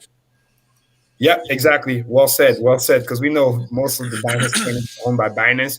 But nonetheless, the point was they clearly copied DPoS, which is what EOS is. Same thing with Tezos and all those other guys or whatever. So, but I mean, that's what Binance is known for, right? Making the copies.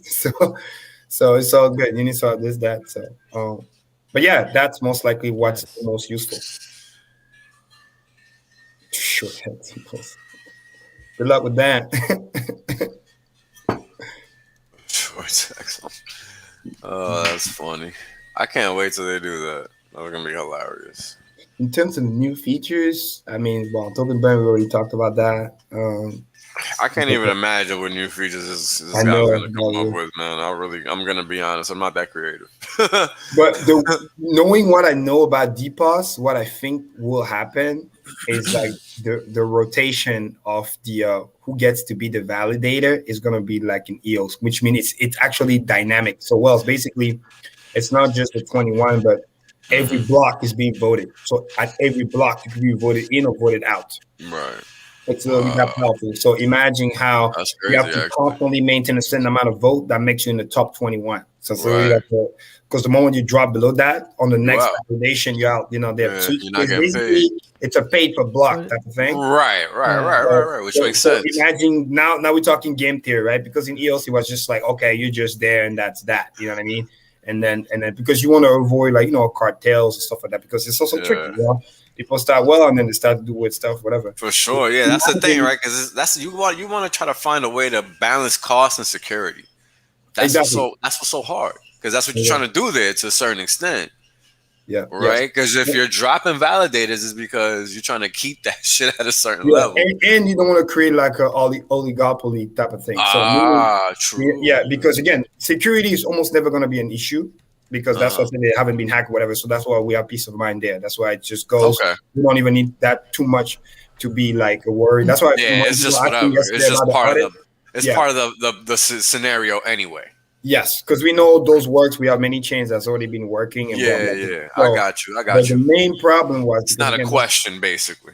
Yes, it's a given. Yeah. So the main thing, which again, EOS suffered for that. Obviously after I left, I was still just paying attention from a distance. Is that you don't want to create like oligopoly in terms where people just stop adding value because they're just like, oh, we're just in the 21, we just getting paid, and that we just value as a system. We're not reinvesting. Make people earn it and shit. So I think this is where something like Hex and the function is really good because the way you add value, because obviously, let's not kid ourselves, the first application on the PulseChain will be Hex, right?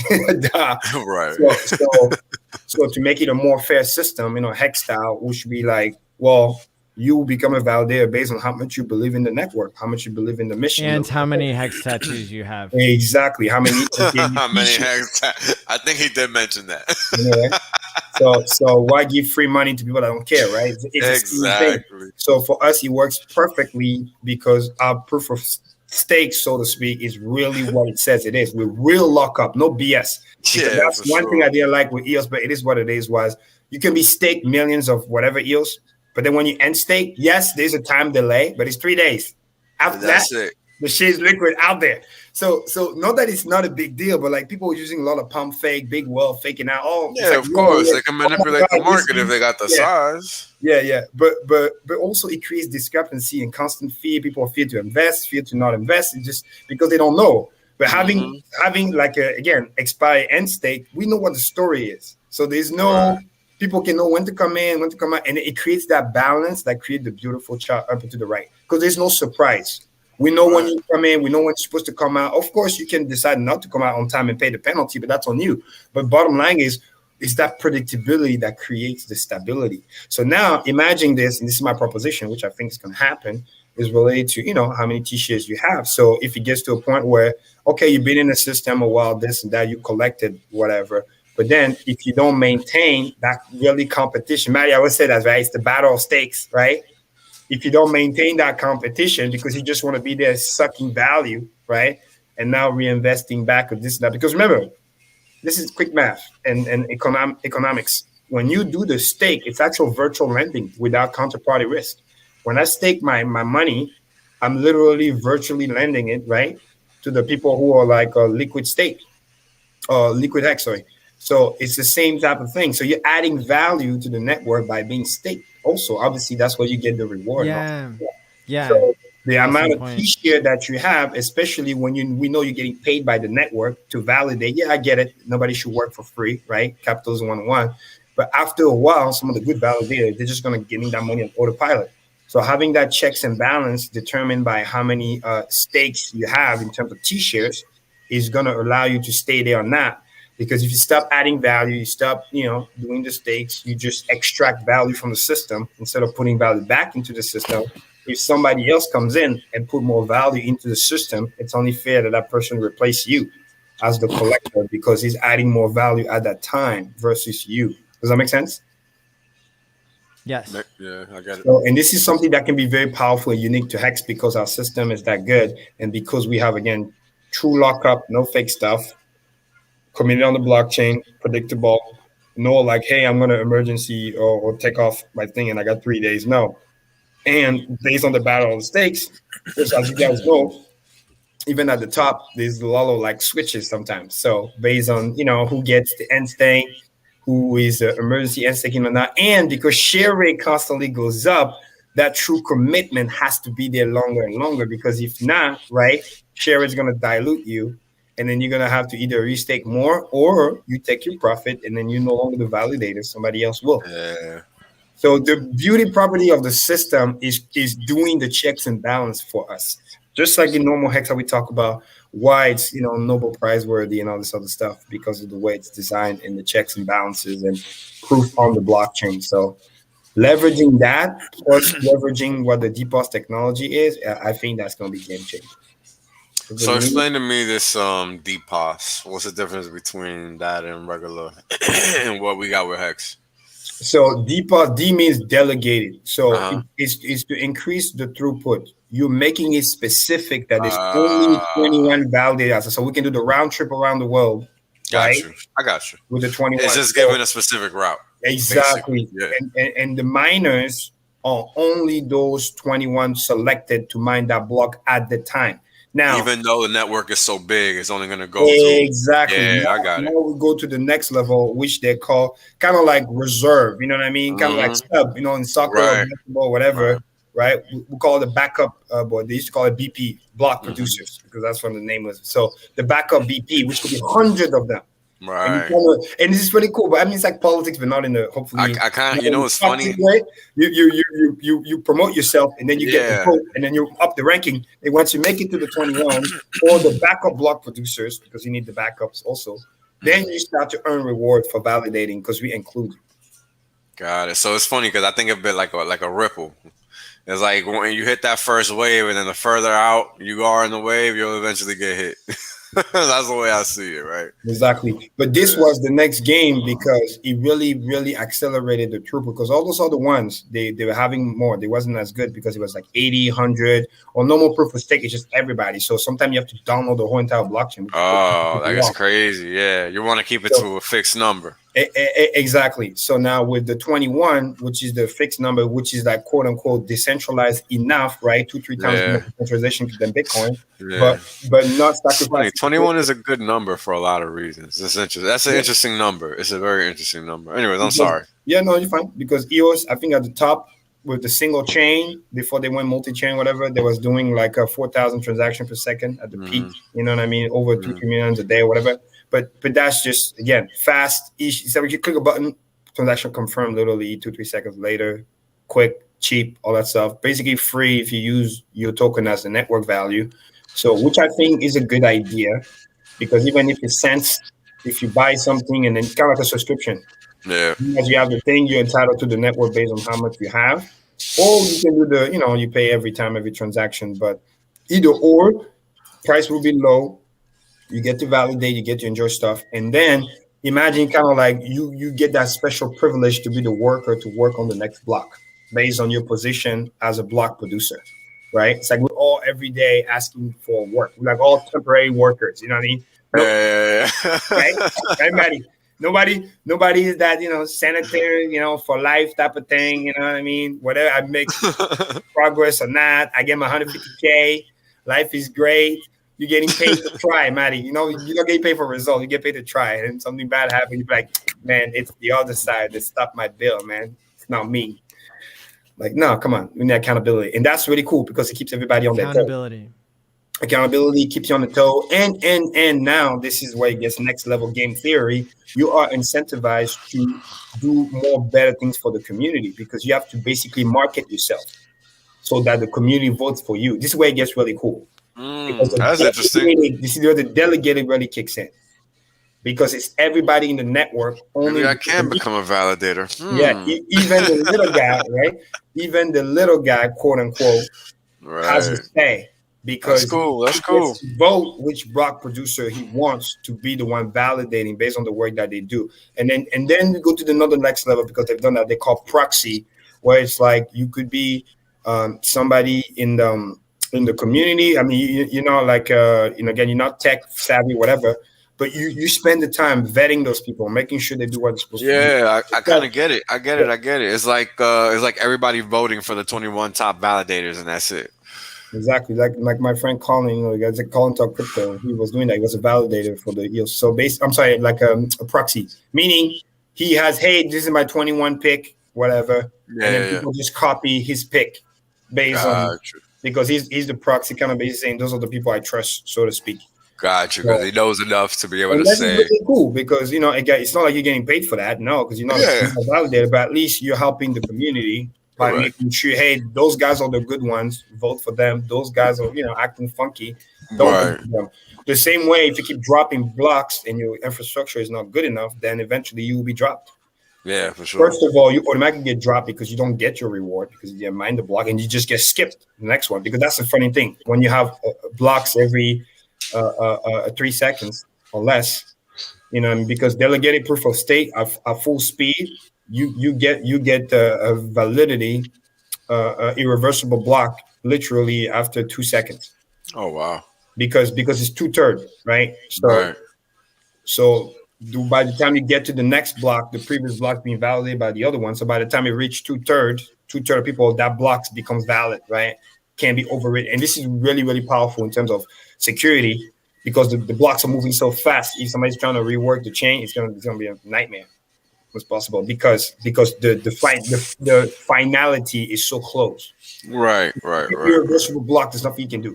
So because what is a double spend, right? You want to spend and then trying to come back and that's why Richard was making the joke earlier today. I don't know if you guys saw on Twitter. It was hilarious how Bitcoin took like 70 minutes or 81 minutes before the next block. Oh yeah, 81 minutes ended up being the final count. Somebody just literally like. Yeah, 81 minutes ended up being the final count. Now the killer was like, let me know if you can determine the distribution. That was the killer because you fucking can't. Yo, when the average block time is supposed to be fucking 10 minutes and that shit is taking 8 times that. Bitcoin was on drug dealer time. Yo, that shit is crazy, bro. That's exactly what that was. Like, yo, I'm on my way. Still in your house, about to go take a shower. Yeah, right. I do that shit all the time. You're warned from Vegas. Yeah. Oh man. You'd be like, I get there when I get there. Exactly, bro. Can't even help it. It's bad. That's hilarious. Oh, but yeah, no, I think that's gonna be epic stuff Ah. because I know that technology work. Because like I said, that's one of the first Yeah. things I actually enjoy, doing. It's just again they just fucked up with the money part. Yeah. And That's now they're that's, trying that's to always gonna do you in, bro. now they're trying to save face and pumping some of it back after they kept all the Bitcoin. We'll see, but the community has always been great. That's why Yeah, it's sad it didn't work out, bro. Yep. But hey, who knows? Maybe sometimes you just get rid of the bad apple, and then it's bad at first, and then you just keep building the grassroots. Because again, I went to the big events. Like again, they at some point it was the biggest community, almost as big as us. I think now they have about it's been shrinking, but the Telegram has maybe 15 or 16,000 members, something like that. Oh, that's not bad. That's more than we Not got. bad, yeah. And then I mean, they've been yeah. around for 10 times longer, but yeah. Yeah, exactly. So, but I mean, at some point at the peak, it was almost 30,000. You know what I mean?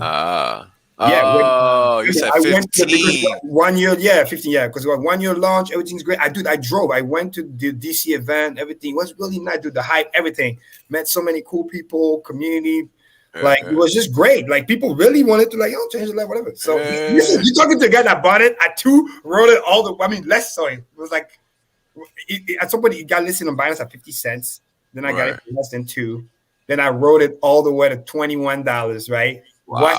Watched it went all the way back to 2. but that's the level of commitment, Yeah. I mean, that's what it was, bro. By the way, the AP, because it's proof of stake, you're getting some yield. Yeah, too. I get it. I was garbage, you know what I mean? Because primarily the stuff is to the validators. But I love the fact that based on the amount of token that I had, I could literally transact free on the network because I had enough that I can do whatever I want. Right. You see, even this is where it's really powerful, and that's better than Ethereum, I gotta say, and the fee BS stuff.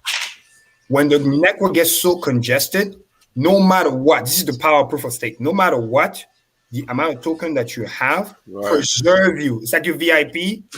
You have your minimum preservation to do your transaction, no matter what.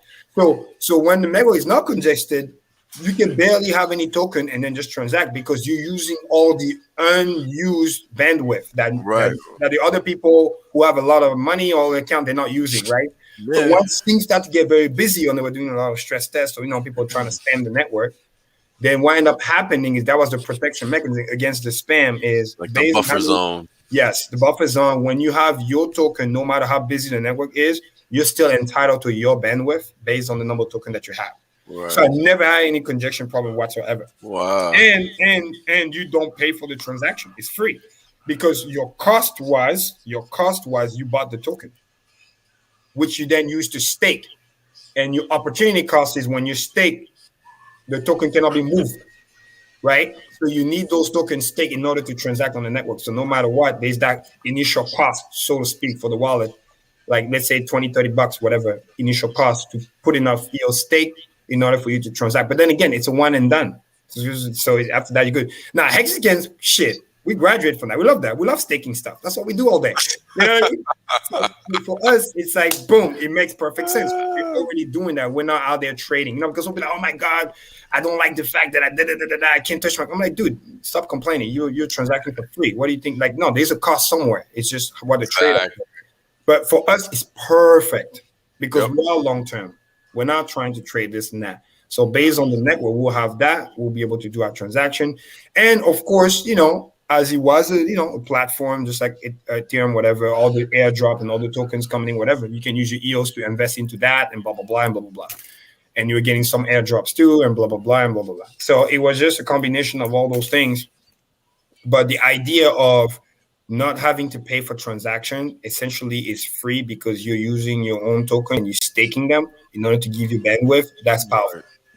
And especially in the beginning with low fee and everything, it's going to be really, really cool. And that's why I increase the price of the token too. Because if most of the tokens are staked because you need them to do the transaction on the bandwidth and the whatever, that's also how the price can easily pump back. That's why, once EOS, got rid of, no offense, then left, whatever, and nonsense, The community, I believe, is strong enough. It might take some while, but you see some signs. The community is gonna just figure it out, do their own thing, and the price can go back up fast too, because most of the tokens are gonna be staked anyway. Right. If you need it for the network, it's just kind of how Ethereum Ether is being staked in all those other contracts. It creates that scarcity, and now this is where it gets next level. They didn't have a token burn. You see what I'm saying? We do. That's gonna be the next level, because I've seen EOS do a manual token burn, but it wasn't automatic. You get what I'm saying? This is now we're talking about the additional touch. But again, to be fair, back then in 2017, that wasn't such a popular thing to do, the token burn. Because well, you understand this. It's just like freaking traditional market. When you start fucking doing buybacks, your investors start to get worried, because they're like, okay, bitch, you ran out of tactics, you ran out of community. You basically grow the business. Exactly. You're basically in slow mode dying, because you know the drill. If you're not growing, you're dying. So now you just keep people in by doing the buybacks, and that's cool when you got enough cash flow, you know. When you're like, but that shit doesn't last forever. That's why these companies are out here borrowing. It only lasts with a big IT company, because they have almost zero cost of acquisition now. Right, that's a little different. Let's be real. Like that's a little different. Yeah, let's be real. IT is a unique space. That doesn't count. Yeah. So that's why they have to watch out for Tesla, because at least trying to innovate every time. So, and they might just say, you know what, let's just buy the thing, right? You know what's funny? The funny thing that I never realized about innovation, that sometimes it comes to you at no cost. You know what I'm saying? Like, some things are free. Some innovations are cost effective. You know what I'm saying? They're essentially free. And the leverage you get from that is just crazy. I mean, look at staking itself. I mean, that's a low cost way to generate some serious returns. Exactly. Nobody would ever guess that one, right? Like, I would have never came up with that shit. Like, that shit's crazy, bro. Yep. And you see, I think that's what's very powerful. Well, again, I don't want to, tune the Hexakin horn, but we really are a powerful community in terms of we are battle tested. We can see BS from a mile away. We've been in the crypto space. That's the funny part, right? Damn. Yeah. And we also never thought about that. Yeah. And we also have technical people that have been around and I've seen multiple things, like literally just watching down and being so invested, because I'm the type of guy, because I'm very driven. So like I said, when I put my mind to something, I just learn. I'm a learning machine. Like literally, you can give me something new. People can make fun. Like, I don't know what I'm talking about because it's new. And I said, okay, no problem. Come back in 2-3 months, dude. I'm gonna be an expert in that shit. That's usually how it goes. That's my mentality, right? Like, I feel like that should be that mentality. You know what I'm saying? Like, you gotta just know your shit, when I train people, right? I told them, listen, it is highly unethical for you to talk or sell about something that you do not fully understand. Yeah. And if you can't explain in simple terms, you don't really understand it yourself. You shouldn't be out there being too good to be, good enough to be dangerous, and then you start spreading stuff you don't understand. No. Go learn, figure out. So we obviously we got the funds, we got the real business people that work in the real world, that have done business, right? Expertise. We have people that's been into the market for a very long time, yourself, Richard, right? We have people who understand even, trading to some extent, and realize that staking is just better. But at least they know how to read chart, which is important. They learn how to see micro versus macro economics, what's going on. Because at the end of the day, chart and all, everybody knows that the best people are the ones that are always both. Yep. They understand the technical, they understand the fundamental, and they also kind of like value investors. You know what I mean? Because those are the pros. They understand that you don't trade the big bag. You trade another. You don't touch it. You forget you even got it. And my personal favorite, we have a lot of us who are battle tested with the scars, meaning we ran around, we got burned, we got rug pull, we got this, that. But that learning experience, that tuition, that's the word. That's right. Everybody pays it. Because we can see that stuff from a mile away now. Now, when we're about to create our own, because we realize, hey, kind of like Richard say, hey, okay, you're not going to scale, you're not going to do this, okay, we're going to just create our own. Because we know what works from what doesn't work.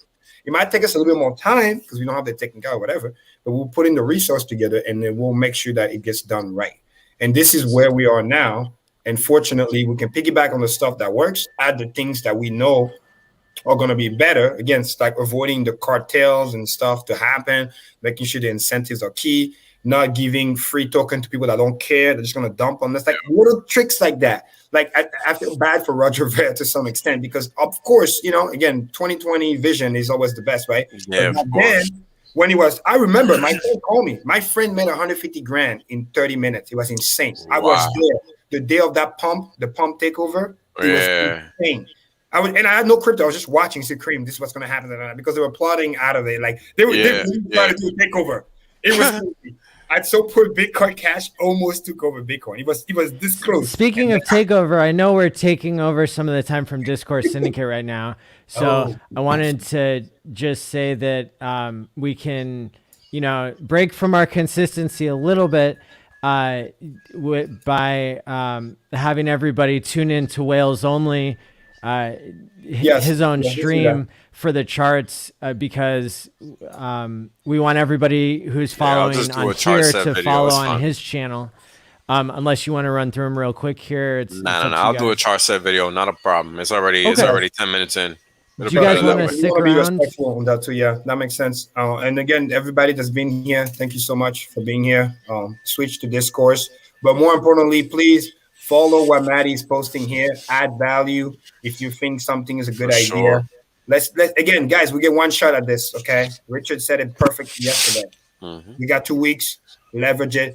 Don't come later complain. Oh, I wish we could do. No. Yeah. Now. Use it. Okay, this like we say, put up or shut up. That's right. That's it, baby. On that note, beautiful people, thanks for having us, and then we're back to regular programming next week for sure. Yeah, I'm gonna play the outro. If you guys can stick around, we'll talk in the green room.